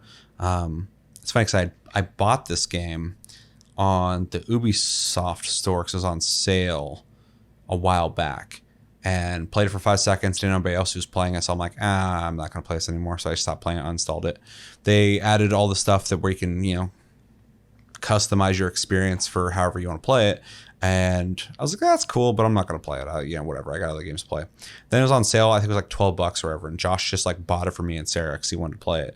And I was like, fuck it, I'll play it. But then I thought about it, I'm like, I already owned this game. You just kind of gave me, you bought access on Steam, Yeah, which I appreciate because now I don't have to go to the Ubi Play, wherever the hell it's called. But yeah, anyway, we've been doing co-op. It's fun. It's fun in like a sandbox way. A lot of shenanigans happening.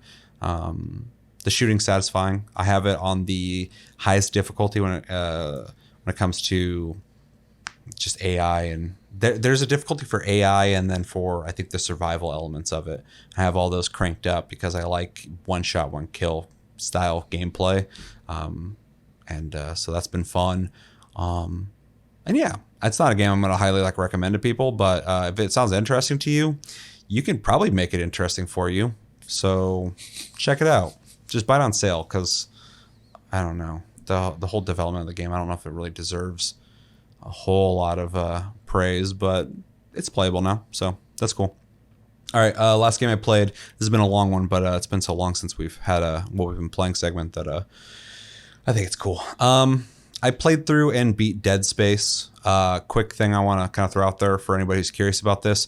I skipped Dead Space back in the day. Like, it came out, I looked at it, and I was like, it's not even scary. Like, it's bright, it's sci-fi, you got, like, crazy laser guns, like, that's supposed to be scary. And I was being, like, an elitist, I think, because, like, I was into, like, Silent Hill and Resident Evil and stuff like that, and some people were like, oh, Dead Space is so good, Dead Space is so good. I'm like, I guess if you're into action games. I was wrong completely. I fucking love Dead Space now. Like, I'm, like, a huge fan. I beat this remake, and I was like, holy shit. I was like, that's what I missed out on. And then like I just deep dived into lore for days on this game. And I was just like, I'm a fucking Dead Space fan now. This is wild. Like when people say it's one of the best survival horror games out there, yeah, it is. Like that's crazy. So anyway, I played through Dead Space. It's phenomenal. Graphically, it's great. It's actually scary. The lighting's horrifying. The gameplay is awesome. It's satisfying to shoot limbs off of, necromorphs. Oh my God. I kept wanting to say xenomorph. The lore and the story is so good. It's so weird to say that. Cause like the first like 10 chapters of the game, I'm like, gotta get off ship. Gotta get off the ship. Okay. This is pretty crazy. We gotta get off this ship. And then by the end of the game, I'm like, what in the fuck is happening? And then like, you start learning about the marker and like the history with it and how humans built this one. And there's an original one. And back in 2200, some kid found it on Earth. And then like 500 years later, like I'm just like, this is like a huge story. It's crazy. So yeah, Dead Space is great. I highly recommend it. I'm playing New Game Plus now, and I'm having a blast with it because all your guns can be upgraded over time. So there's a reason to play again other than just the gameplay. Yeah, I'm enjoying that. I'm enjoying getting all my stuff leveled up. I really want them to make Dead Space 2 remake, because I've still never played Dead Space 2, but I know the story now because I had to know. I'm going to play it, though. I'm going to buy the original trilogy and play through it because I want to experience them now, even though I've heard the complaints about 3. And I get why people didn't like it, I guess. I haven't played it, but I know the complaints, and it makes sense to me. But I want to play it for the story. But yeah, I want them to remake Dead Space 2 the way they did this one, because they did such a good job on it. Like, Motive knocked it out of the park with this. And it's so cool to see EA put out a single-player game that's this good. I'm like, you motherfuckers can do this. I guess I told you this, but maybe for anybody listening, they saw the success of Resident Evil 2 remake and the praise on it. And then they saw that Star Wars Jedi Fallen Order was a success. And those two things clicked, and they're like, wait, single player games sell. And it's like, So it's only like, I don't know, 75% of Sony's business model. Yeah, 100%. And the only reason Dead Space died as a brand is because they deviated with Dead Space 3. They turned it into an action co-op game. Or every other game EA has where they decide to change it too much. Every single one. Yeah. They always make a great game, and then they just make it bad eventually. And people are like, what are you doing? And they're like, well, I guess it's fucking dead. And it's like, hold on. Like, why'd you do that? So yeah, I would love them to do the trilogy as remakes. I would love a Dead Space 4. If you can bring back people who worked on the original Dead Space game, especially the writers, because the story's so good that I would be freaked out of somebody to come in and just kind of ruined the trajectory of that. I even think like a prequel game would be really sick. But yeah, I'm all about it. I've been wanting to play this game again ever since I beat it, and yeah, I just really like Dead Space. It's fucking crazy. So I feel like I've been living a lie for so long, because like the original Dead Space came out so long ago, and I've always just been like, yeah, whatever, that game's fine. Some people like it, I don't. I'm not big on it. It's all kind of a gimmick, and now I'm just like completely switched around. I'm like, this game's genius. It's a masterpiece. It's so good for horror games. It's so weird. I mean, part of that too is though, like, you know, you played a game at a younger age with you were a different person, essentially. Well, it's like when I originally played Final Fantasy Tactics, I was like, this game sucks when I was a kid. And like now I'm like, it's great. Like, but that didn't happen. That happened way earlier. I hated that sentence. Sure. Sure. When I was a kid though, I wasn't really into a whole lot of RPGs, even though I liked shit like Shining Force. But I that changed way early on, like in my early 20s. But like I'm like 36 right now, and I'm going like, wait, Dead Space is good? Like, it's so weird. It's such a weird experience though. But they did a great job with that remake. It's so good. So anyway, if you need an endorsement to play Dead Space, please play it, because I want them to make money. So EA goes, first off, we can make single player games, because they can, and they have, and they've been doing a good job at it when they do it. But secondly, we can get Dead Space going again. Like, they put so much money into Dead Space when it first came out. They made all these like movies, animations, these comics, books, all sorts of shit. The book, I forgot what book it is. I was looking it up, but it goes for like $500 online because it was limited. It's great. It's just a paper book, and it's like expensive as shit. It's like $300 to $500 on eBay. So anyway, also be vocal about it if you like it, like, you know, like I'm social doing. channels and stuff like that. Yeah. You know, you gotta, especially with these big companies that, you know, they're not playing games. Yeah. They're paying for games. That's it. Yeah. And then looking at numbers. They got to know what you're interested in. Yeah. Or they're not going to make it, and they're just going to keep ruining shit, as they, you know, have proven time and time again. So, yeah. So anyway, I won't gush about it anymore. I can just say more and more good things about it. It's so good. But all men be praised. You guys know what I'm talking about. And let me know in the comments, what games have you guys been playing lately? What games would you recommend us play? What games are you looking forward to playing? And if you've played Hogwarts Legacy, or if you have opinions on Hogwarts Legacy, let's have a conversation. And if you've played Dead Space, please tell me you've played it. It's so good. Or make fun of me for not liking the original games, because I'm just like so blown away about that. Let me know what you're thinking about in the comments below when it comes to Dead Space and everything gaming. All right, we have 3 videos to watch. First one up today is Pacific Drive, which I'm told is a roguelite where you drive around in a car. I think it's based here in the Olympic mountain range. And you're driving through like different biomes, something like that change. And when your car gets damaged, you like respawn or some shit. I don't know. It's interesting. We'll watch it. They'll give us the details. But I thought it'd be an interesting thing to cover because it's kind of an interesting and original take on the genre that I know you're not a huge fan of. But what do you think about somebody taking that and changing it into a completely different genre of like driving a car? I mean, I'm not completely opposed, obviously, to anyone making, honestly, much of anything, because you're the one to make me interested or get other people interested, right? It's not just about my interests, but maybe you're making a Harry Potter game for somebody who's not into Harry Potter. Yeah, exactly. So, it could be an interesting idea. There are a couple roguelikes that I like a little bit. I'm not in love with any, but maybe this is the one. Who knows? Yeah, I'm interested in this because I think it's a refreshing take. I love when somebody takes a genre that you feel like is kind of tapped and does something new with it. And this kind of tells me that you could probably do a lot of different things with the genre now. If somebody's turning into a driving type game, I typically think of it as either a shooter, a top-down game, or a third-person action game. And somebody turning into a game where you're driving around, very interesting. So with that, we should probably watch it and formulate a real opinion. This is Pacific Drive in 3, 2, 1, go.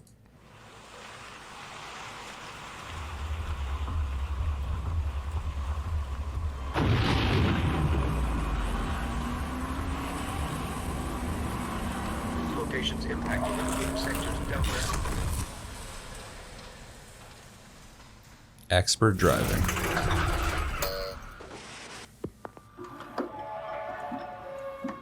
Field Research Training Module 1. While conducting your field research out in the Olympic exclusion zone, you may find conditions unkind to your personal transport unit. Steel Animations are good. In particular are extremely susceptible Yeah, to it's zone conditions.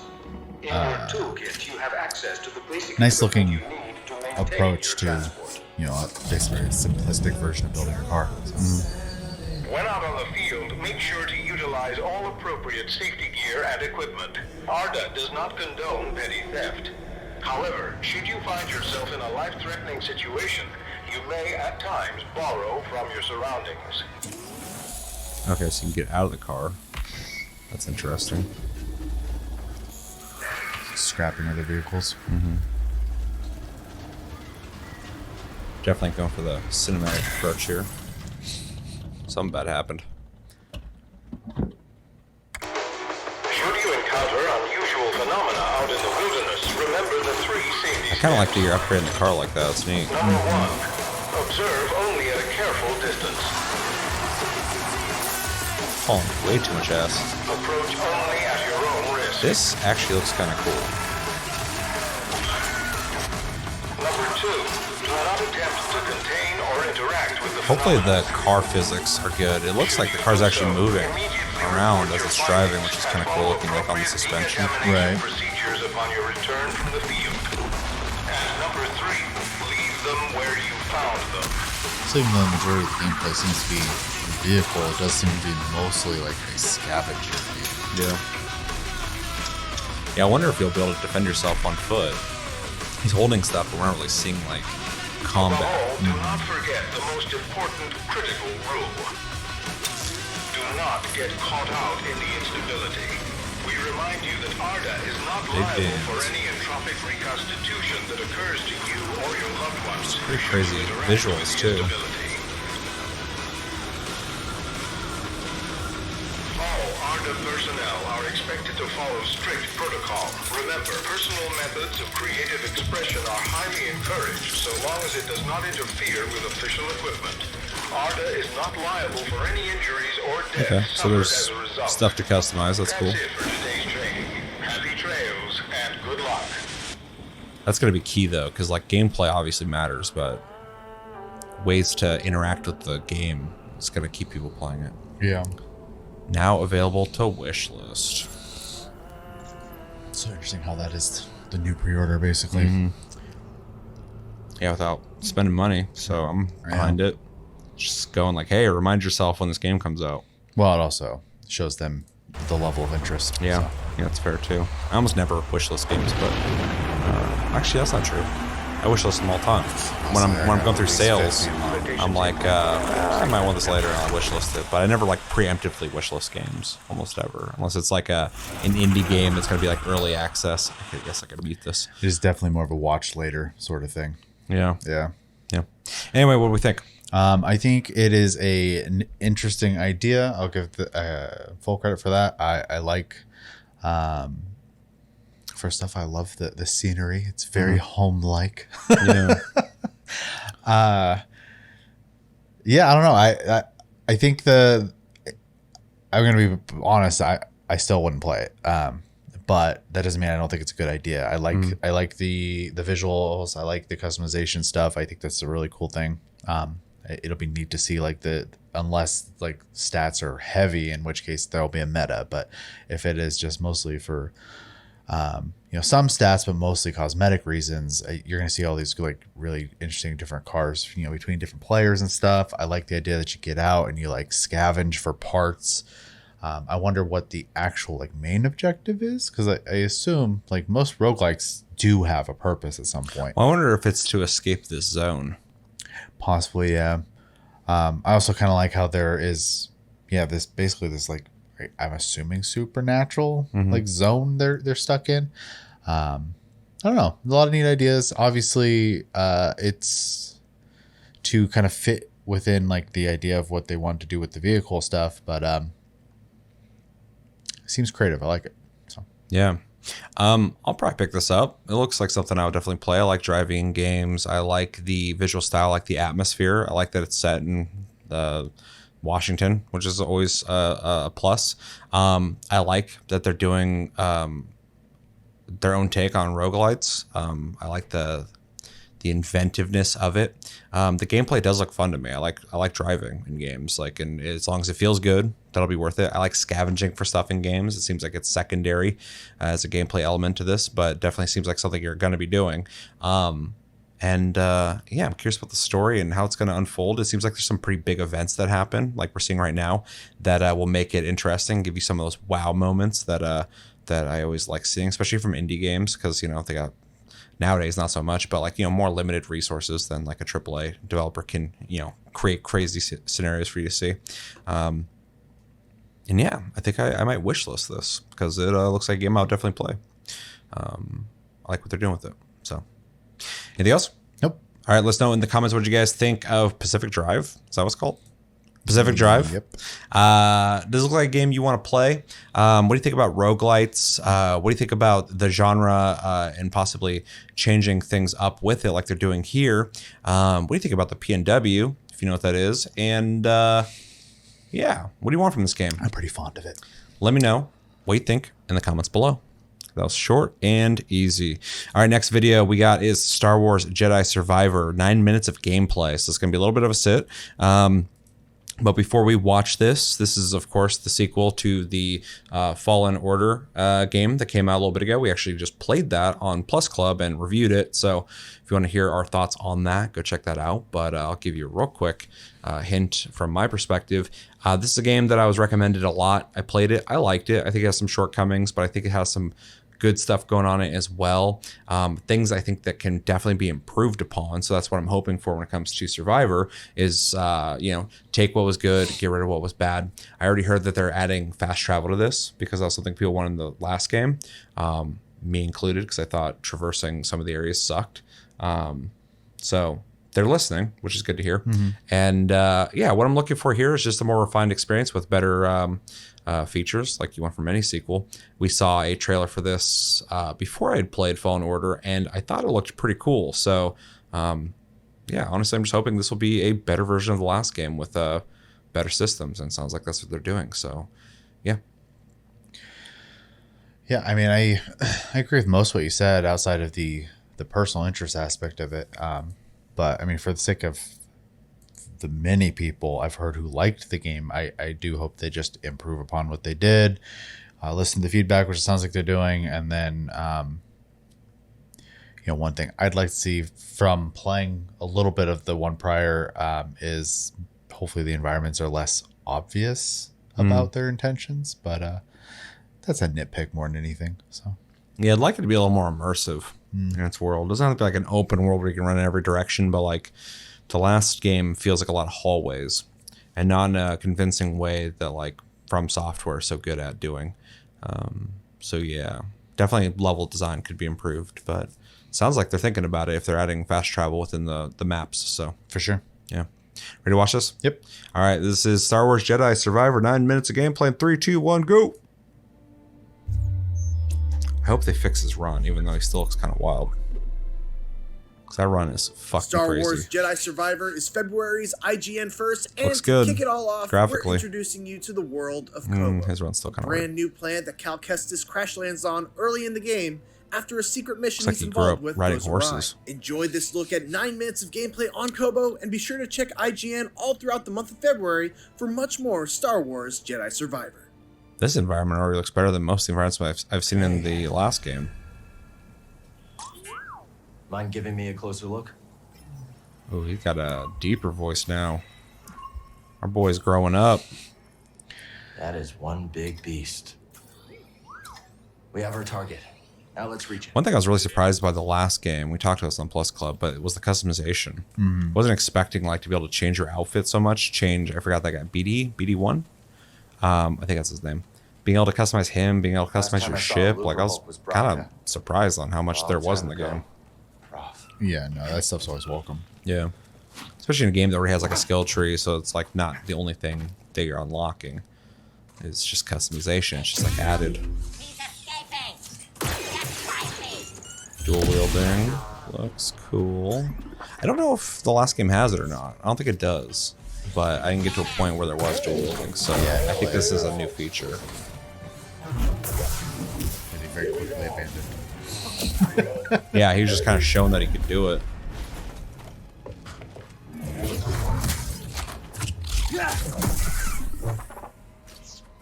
I really like the combat, even though that's one thing I wasn't know. I'll have to pay attention to this next fight, but I'm sure there'll be another fight. Impacts didn't feel good in the last game. Doesn't feel like you're really staggering people, Bye. but other than that, I thought the combat was like really good. I liked the amount of strategy involved with fighting things.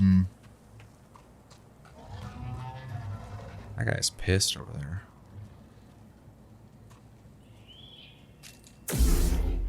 Oh shit. Looks like you're gonna have not only a variety in the way your lightsaber looks, but also different kinds of lightsabers, which is really cool.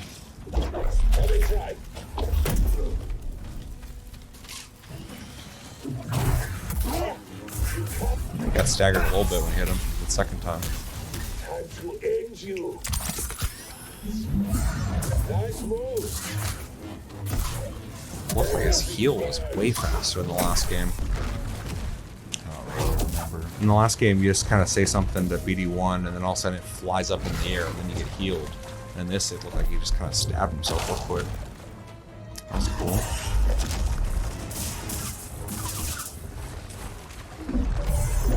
That guy was just ready to leave after getting cut up.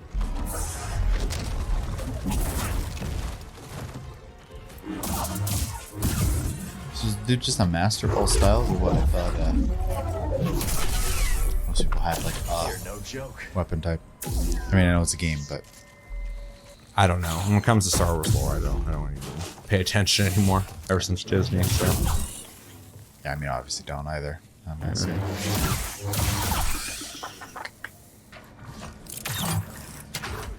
Please let me go.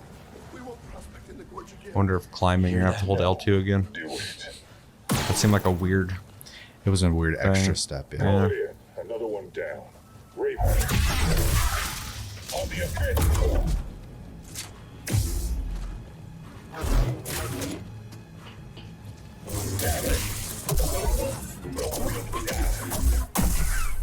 That was cool looking.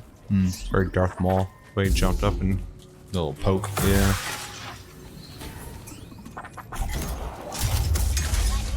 Who the hell's just gonna use the single lightsaber now? That seems like that thing just transforms. Yeah, so he's taking it apart into two. Turning into one and then double sides. Maybe they're taking a hint from Neo and trying to have that switch your weapons and stance thing.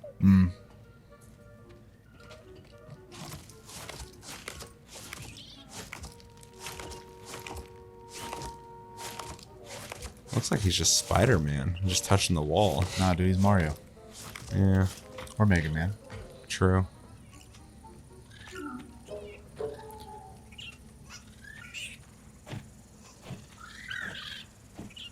That is not an efficient way of getting around, guys. Not an efficient way of surviving either, just chilling with anything that walks up to you. It's a good view. Yeah, it looks great. There's some views in the last game I thought were really good too. They definitely were thinking big when it came to at least visual environments. Mm-hmm.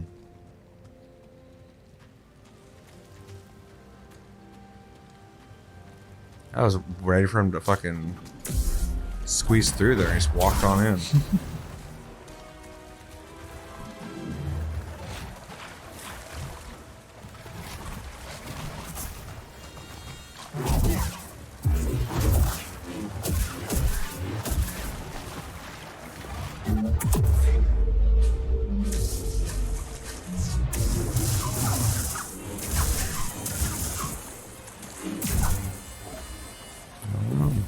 Seems pretty cool. I like that you can hit a bunch of people. Yeah, that's cool.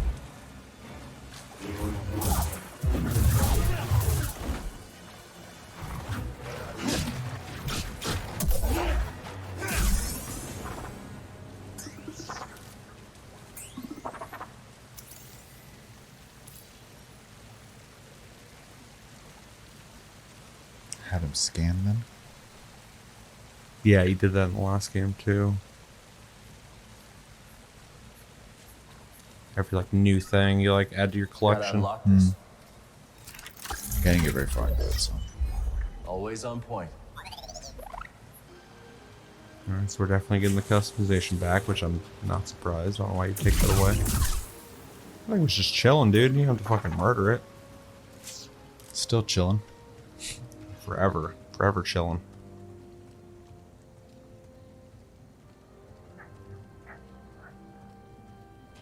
Yeah, I like that the map on this, I mean, it's still kind of designed similar, but Yeah. the hallways feel more open, which I appreciate.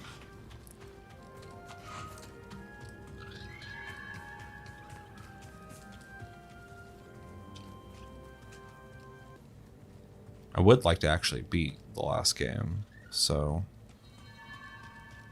there's a chance I would definitely play this.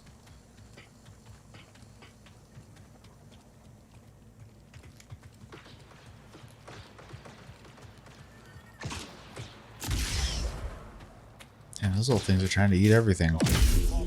True.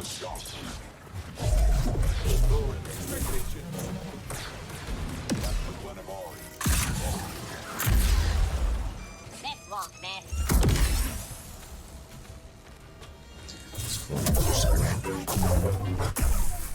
Yeah, that was a thing I liked about the last game too, is like sometimes I'll think about something like, can you do that? And then I'll try it and it would work. I'm like, okay, cool, they thought about it. Like, obviously you can deflect lasers back at people, but like when the missile launcher guys showed up and started shooting at me, I was like, can I like force push those back? And you can.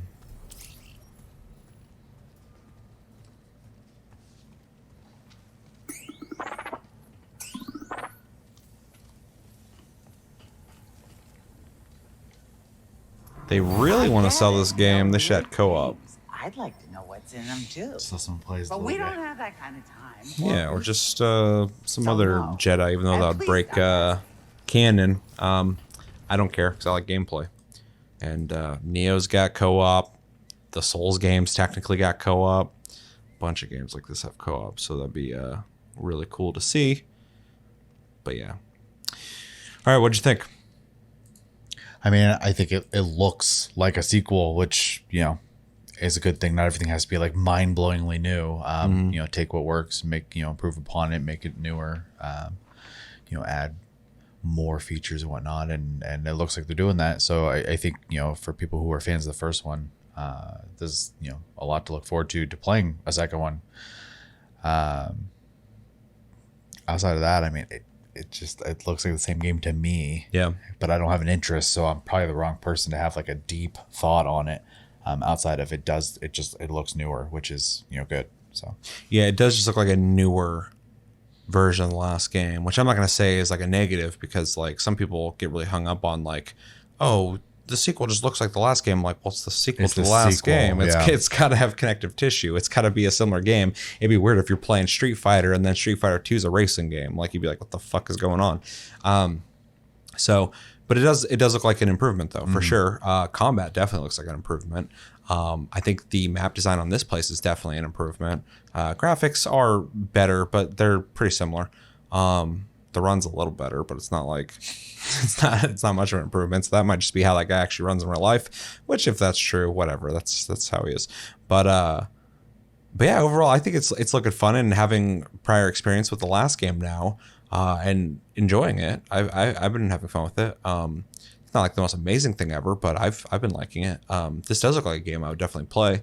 I still got to urge for the devs to add co-op. There's still time. Do it, please, because that'd be dope. Just do it like without canon. Just be like, oh, you can play as like Luke Skywalker. It doesn't matter. They're not even in the cutscenes.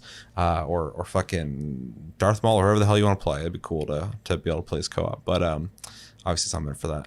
But yeah, it's looking cool. Definitely a game that I'm curious about. I would like to know maybe if there's a video that breaks down like new features, new things coming to the game, because that would have been a lot more helpful for me with this game than this. But it's looking good. I'm glad that Respawn's got a hit on their hands that's not just Apex Legends, even though I would fucking love a Titanfall 3.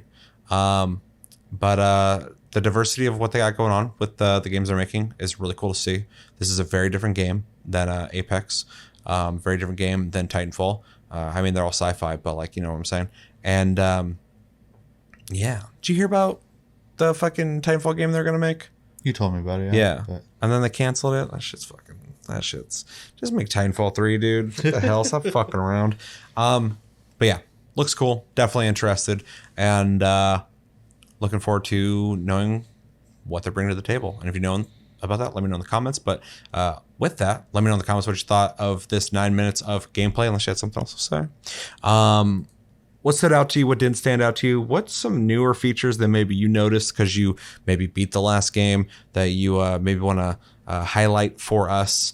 I'm still kind of confused if there was dual wielding or the dual bladed lightsaber in the last game. I don't think there was. I played the game for hours, never saw it. So unless it's like an end game thing, I don't know. But if that's new, let me know. And yeah, are you excited? Are you not excited? Let me know everything you think about in the comments below when it comes to Star Wars Survivor. All right, last video we are watching was part of the Nintendo Direct that we didn't watch. It's pretty much the only thing I feel like was kind of worth us reacting to. And to kind of speak for you, neither of us are like huge Zelda fans. I think we appreciate it, but I don't think we're like mega fans of it. We obviously grew up playing it because we're of that age. But I feel like it's such a big blockbuster title that we need to have an opinion on it. So I think it'd be worth watching this, seeing what they're bringing to the table, and with our prior conversation on where the Switch is going, see where possibly the end of the Switch, if this is indeed some of the end games of it, are at, what they're going to look like, how they're going to be. yeah, I mean, for me, like the Zelda games that I would like want to sit down and play if I was to play them would be Link to the Past and I can't remember the name of it now, the one on Game Boy. No, I can't remember it. It doesn't matter. What about Anyways, Ocarina of Time, dude? It's fine. Love that game. I don't love it, but it was fun enough.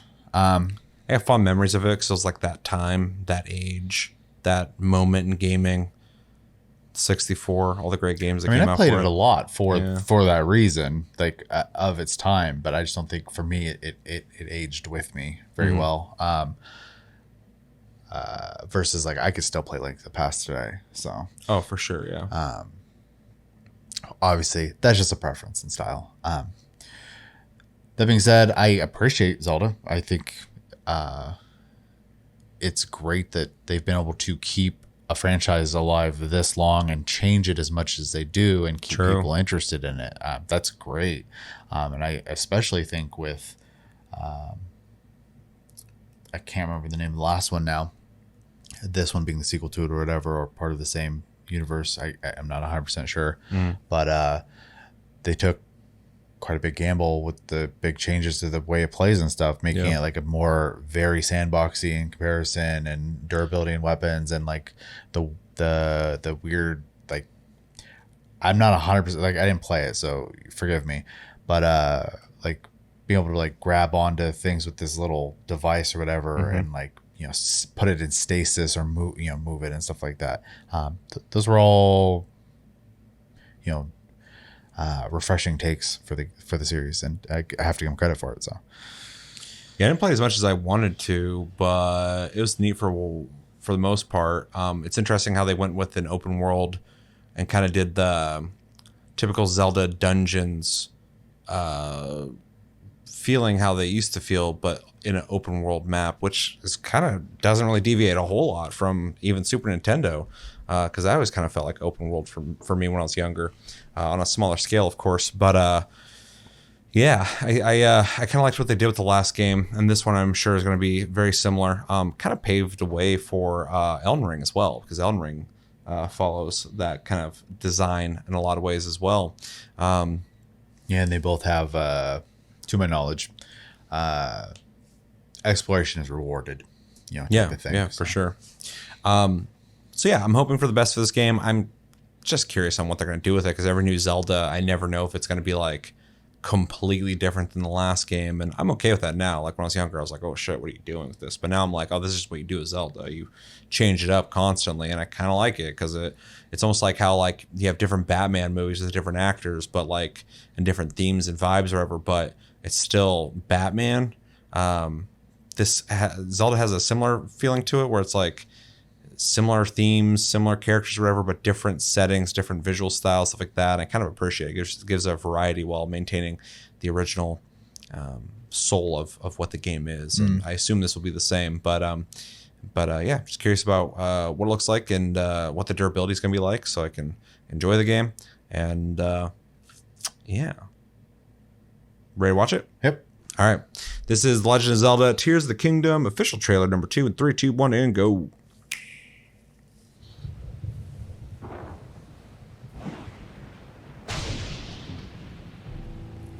I don't expect it to look that much better than the last game, because like we discussed earlier, the Switch is kind of capped at this point.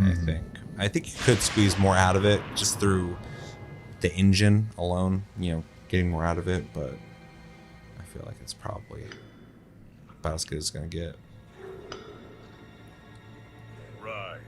Rise, my servants. Sweep over Hyrule. Looks cool. Eliminate this kingdom and her allies. Leave no survivors. Goddamn Castlevania.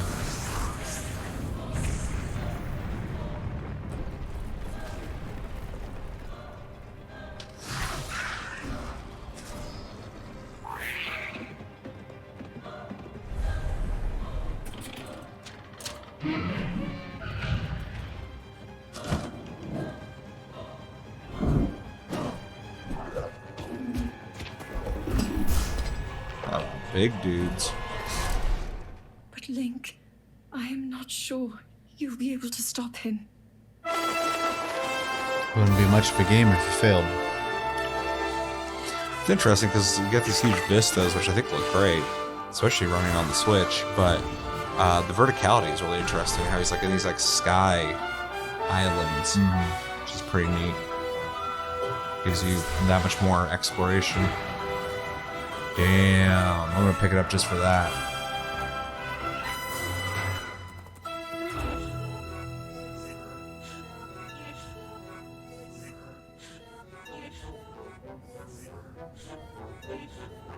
What is going with the music?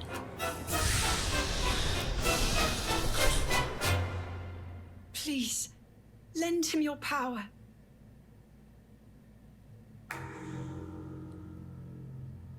Yeah. So coming out in May of this year, kind of right around the corner. What do we think? There's a lot of ignorance here for me because I just didn't play the last one, but it looks pretty much like the last one for me. I don't know what's new and what's not, so it's gonna be hard for me to say that. But I mean, all I could really say is if you liked the last one, I can't imagine you not looking forward to this one. Yeah. But yeah, I don't know if I actually have a deep anything to say about this. I didn't play the last one. I can't imagine I'll play this one. So Yeah. I overall think it looks good. I think it's interesting. It's got a much darker tone than the last game, which I definitely vibe with. The setting looks cool. I don't know what's going on storyline wise because I don't know what's going on there, especially because I never beat the last game. So, and I assume these are connected. They look very connected. But yeah, the world's looking awesome. We didn't see a whole lot of combat, but the enemy types look imaginative. I really like the traversal right around the horse, the hang gliding, but then also like that weird vehicle he was driving, that drone he was flying around on is definitely really cool looking. The exploration in this game looks like it's going to be awesome. It looks like you're really going to be getting the Zelda experience by obviously exploring like you would in any other game, but also like figuring out puzzles, getting items that are going to give you access to certain areas. It seems like there's a huge variety in locations. I expect that from a Zelda game, but we're definitely getting that in this trailer alone. I do like Link's design. I think he looks pretty cool. Yeah, these environments are just crazy looking. I would be curious to know what features are new, what's changed, because I didn't put a whole lot of time in the last game. I played enough to go, yeah, it's pretty cool, and just kind of moved on with my life. But this does seem overall very similar to the last game, but I think it looks better. I think not just like visually, but like it just has a tone to it that feels a little more epic than the last game, and that's more attractive to me for a game that's like an adventure. You got to explore and conquer stuff. So I'll probably keep my eye on this, honestly.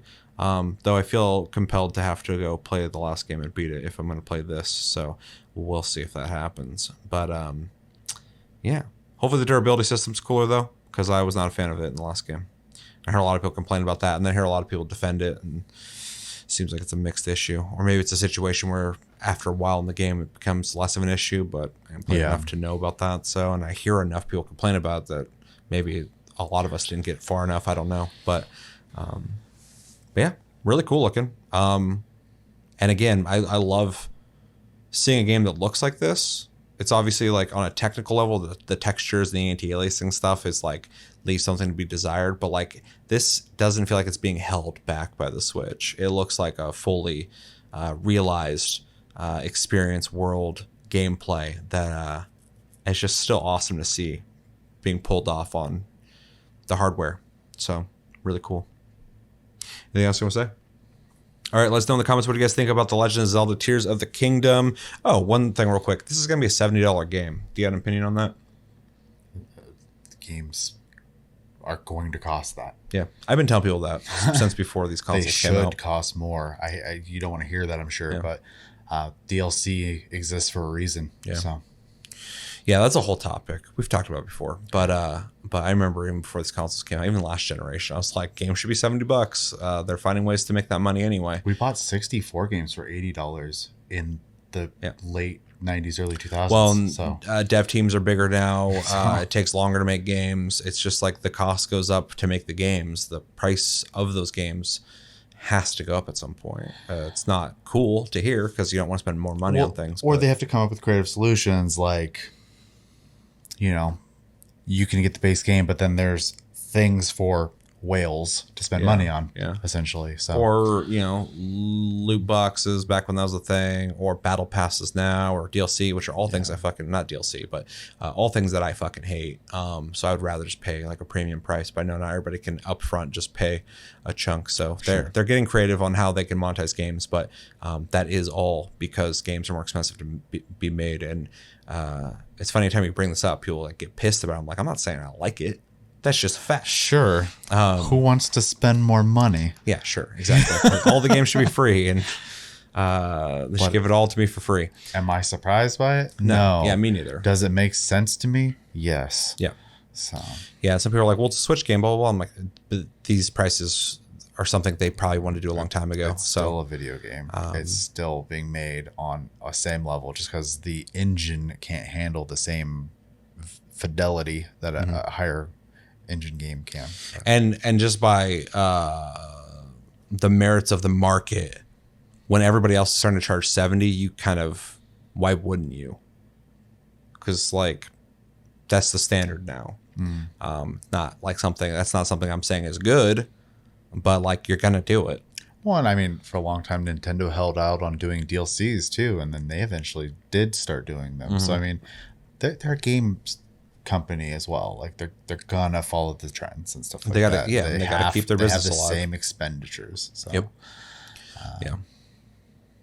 And not to get too into it, but you know, Japan's economy, you know, has its own issues struggles it's got to go through. Yeah. You know, so with that, I'll extend it to you guys. What do you guys think of this game? What do you think about the $70 price point? What do you think about that whole topic? Let me know, of course, and we can talk about the next Taste Cast. And obviously, as we watch this, it sounded like we don't know a whole lot about modern Zelda. That is a fact.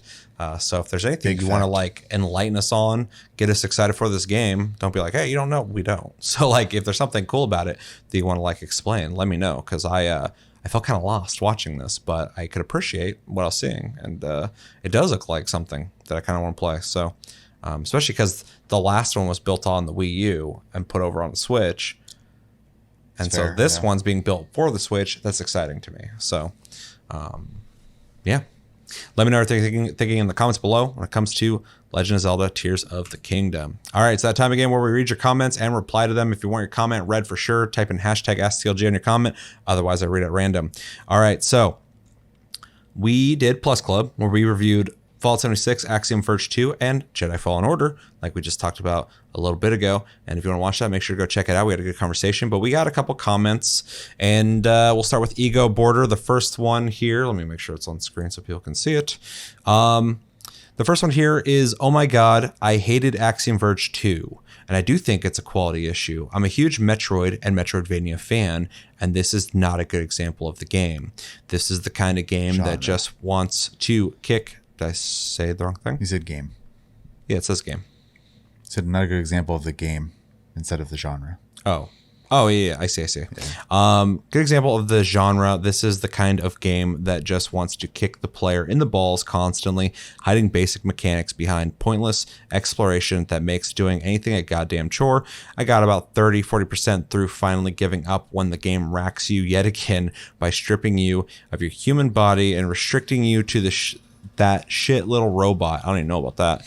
Not only do I want every second back, I want the developers to treat me to an enema. Yuck.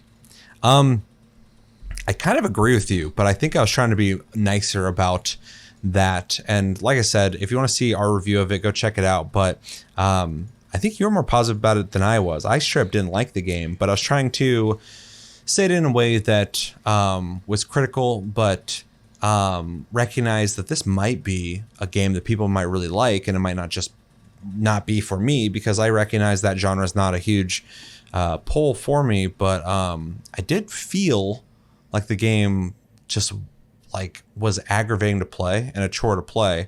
And so Ego Border, I think you're the one end of my brain that I was trying to suppress on the game. I don't want to be overly negative and critical of it, but I do agree with you. I do think that the game, I was confused playing it, because I was like, is this game on purpose supposed to feel like shit?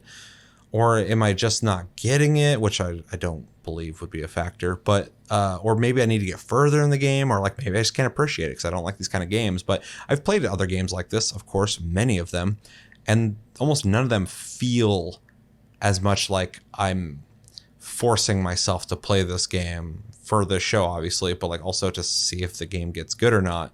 Most games I can enjoy to a certain degree. So your perspective is interesting because you do say you're not coming from my perspective. You are coming from the perspective of somebody who likes these kind of games, and you do think it's a quality issue. So I'll take your word for it.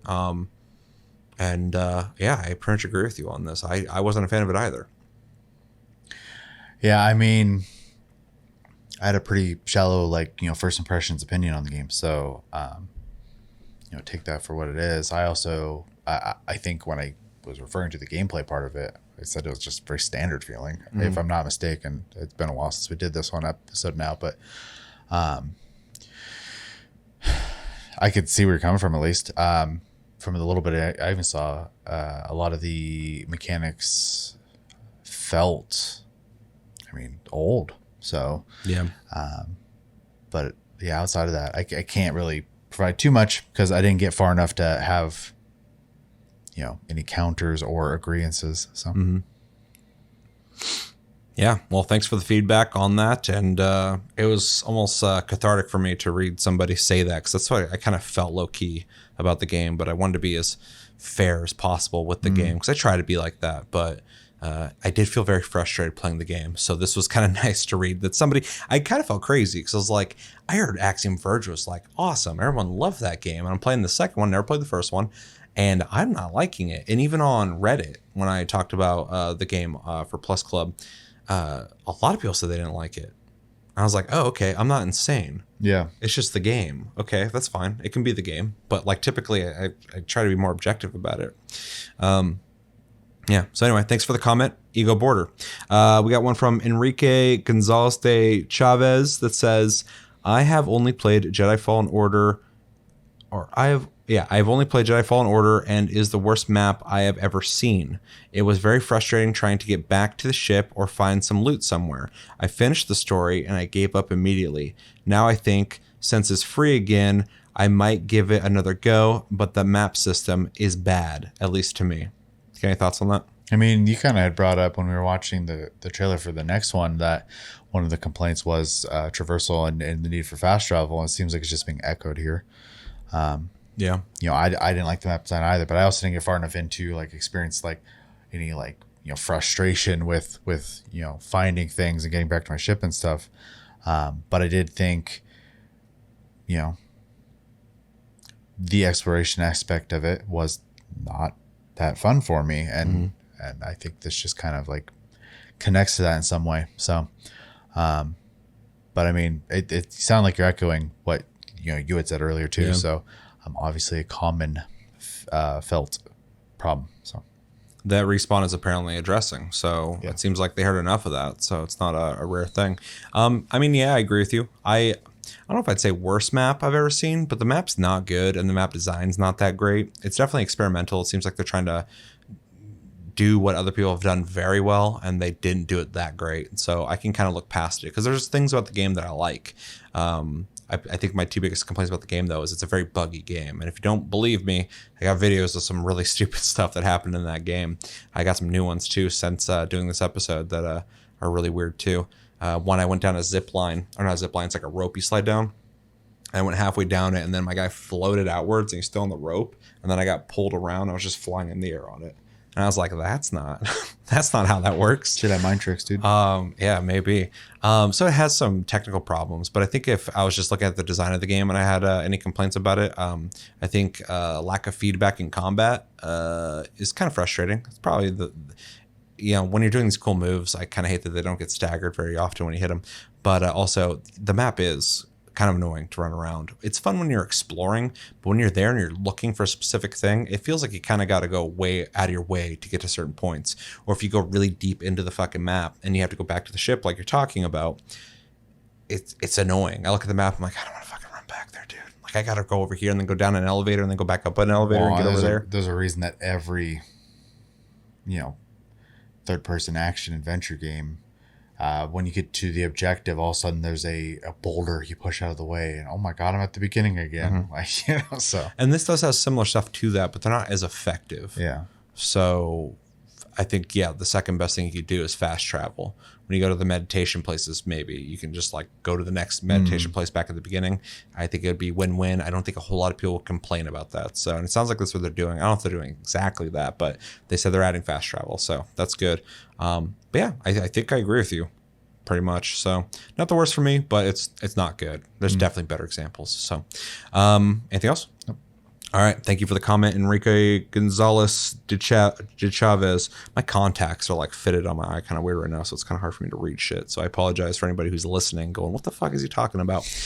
All right. I did a video on the highly controversial the day before where I watched 10 minutes of gameplay. The people are still saying it's fake, and I discussed my thoughts on it. So make sure to go check out that video. If you're curious about what I had to say on it, this bot has just been all over my videos lately. Let's see. There's some specific ones I wanted to read here. Sarah says, getting Generation Zero vibes. I understand that. We played Generation Zero together, and it was a lot of fun. So I don't know if you mean that positively or negatively. Yes. But I could see where you're coming from. Ego Border again says, didn't do anything for me. So that's fair. I saw a couple people say they watched the gameplay and it just didn't look good enough. And I was kind of critical on that as well, in the sense that the idea of the game, the potential of it is something that interests me. But when I watched the gameplay, the 10 minutes, not a whole lot happened. There's a lot of running around environments that I thought looked good, and shooting zombies sometimes that looked very easy. But like other than that, there wasn't much going on. So I think I'm more interested in the idea than I am the gameplay. So I get where you're coming from, Ego Border. Nick Raintree said something. Oh, there he is. Nick Raintree says, the constant chase for an adequate survival game continues. I've never seen a game never seen a genre with more swings and misses in my life. The fact they had to put a 30-second clip of someone playing it is just a bad sign. This honestly gives me Division with Zombies vibes. Expecting more delays in the future. We shall see. Keeping expectations low for now. Yeah, nailed it. I agree with you.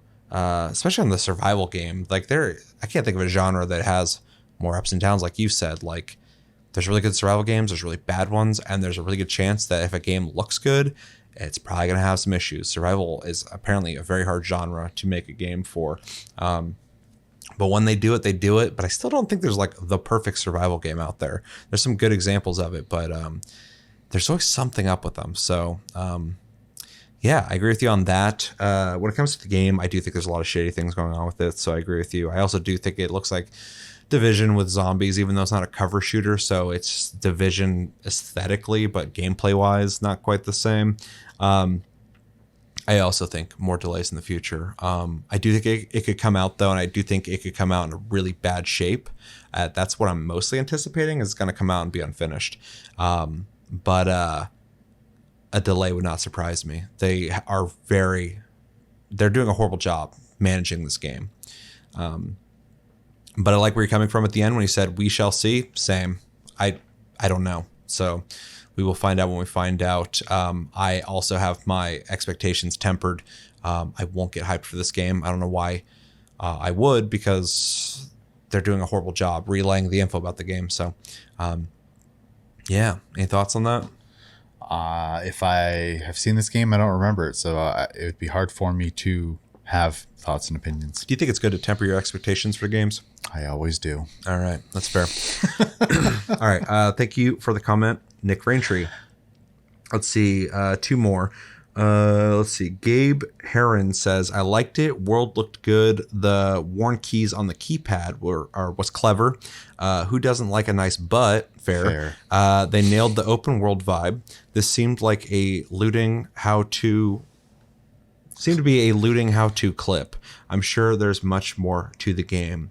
I'm sure there is too, but when they give us 10 minutes and a lot's riding on this 10 minutes, it is interesting what they chose to show, but I don't think they did that out of lack of stuff to show, or not lack of stuff to show. I think this is what they got so far. I feel like they're in a situation where they feel pressured, where they have to show something because the people out there saying the game doesn't exist are out there.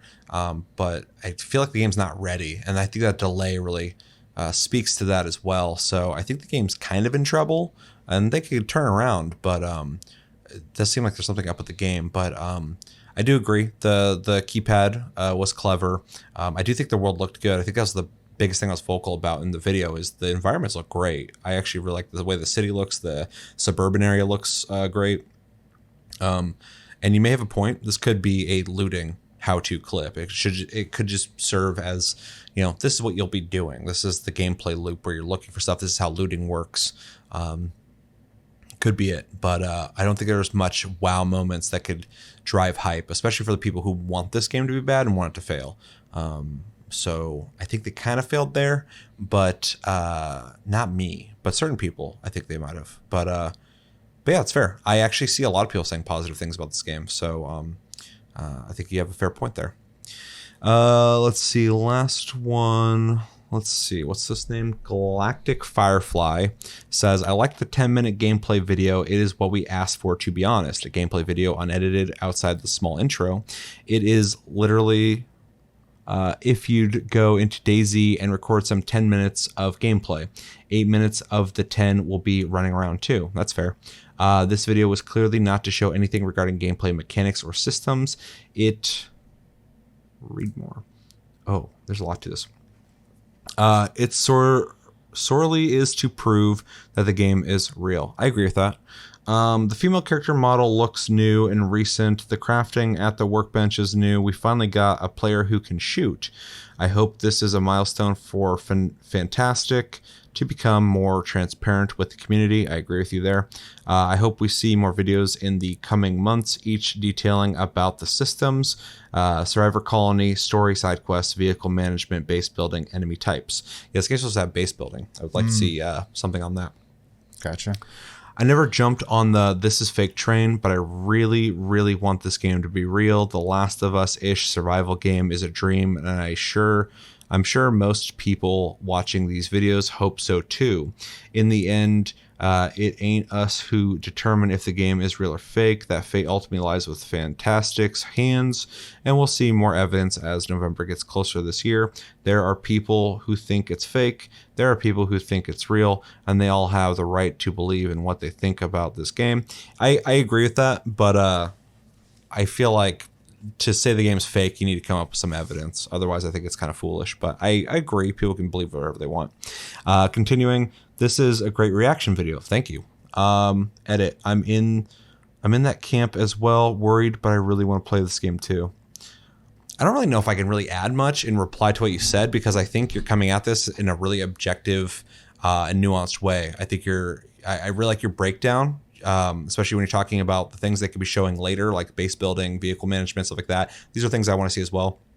This is a game I want to be real as well, and I want them to execute on it well, because the things they have said that they want to do with it sound awesome. But I can't be excited for it because, first off, we haven't seen it, they haven't proved it, and I know the history of survival games, and a lot of them have promised a lot of things and failed. So I not even in a negative way, like, whoa, they fucked me over so many times, so I'm not going to ever be hyped again. I just am realistic. Like, these devs don't seem like they're on top of everything here, but I'm hoping that they can deliver the product that they're telling people they're going to do. So I'm always hoping for the best, and I want good games.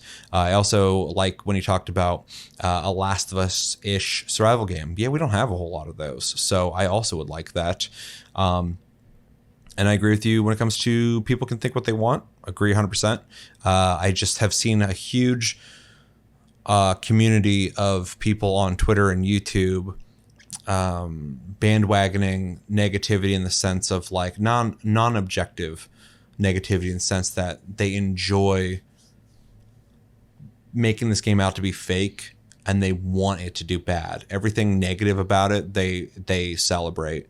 And I think a lot of that's driven by certain YouTube creators who are essentially getting attention and possibly money from views. Not a lot, because YouTube doesn't pay well, but they're gaining from the negativity. And there's plenty of YouTubers who their business model's negativity, and I'm just like, that's why my channel's small. We don't peddle negativity here, so it's just lame to watch. That's my whole point. So if you're gonna say the game doesn't exist, let's talk about it. But like, just being like, the game's fake, the game's fake, the game's fake, I'm like, I don't know what to offer you there, because like, we're seeing assets that didn't come from nowhere. They're not making a CGI 10-minute video on a game that they haven't made a dime off of. Like, what's the end game? Makes no sense to me. So, anyway, thank you for your comment. It was a really good one. Really appreciate it. I'm glad I saved that for last because you had a lot to say about it. And thank you for saying it was a great reaction video. I appreciate that a lot. So,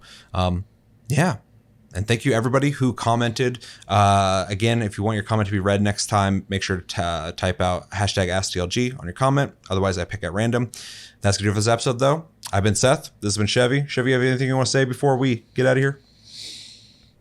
Nope. Hell no, dude. He's ready to play some Hogwarts. All right. Well, we will talk to you guys later. All right, that's going to do it for this episode of TastyCast, episode 181. As always, thank you for watching. Make sure to like and subscribe if you enjoyed this episode. Make sure to check out our other episodes. Check us out on our socials and streams. Links down below. Check out our Discord link down below. You can talk to us anytime, all the time.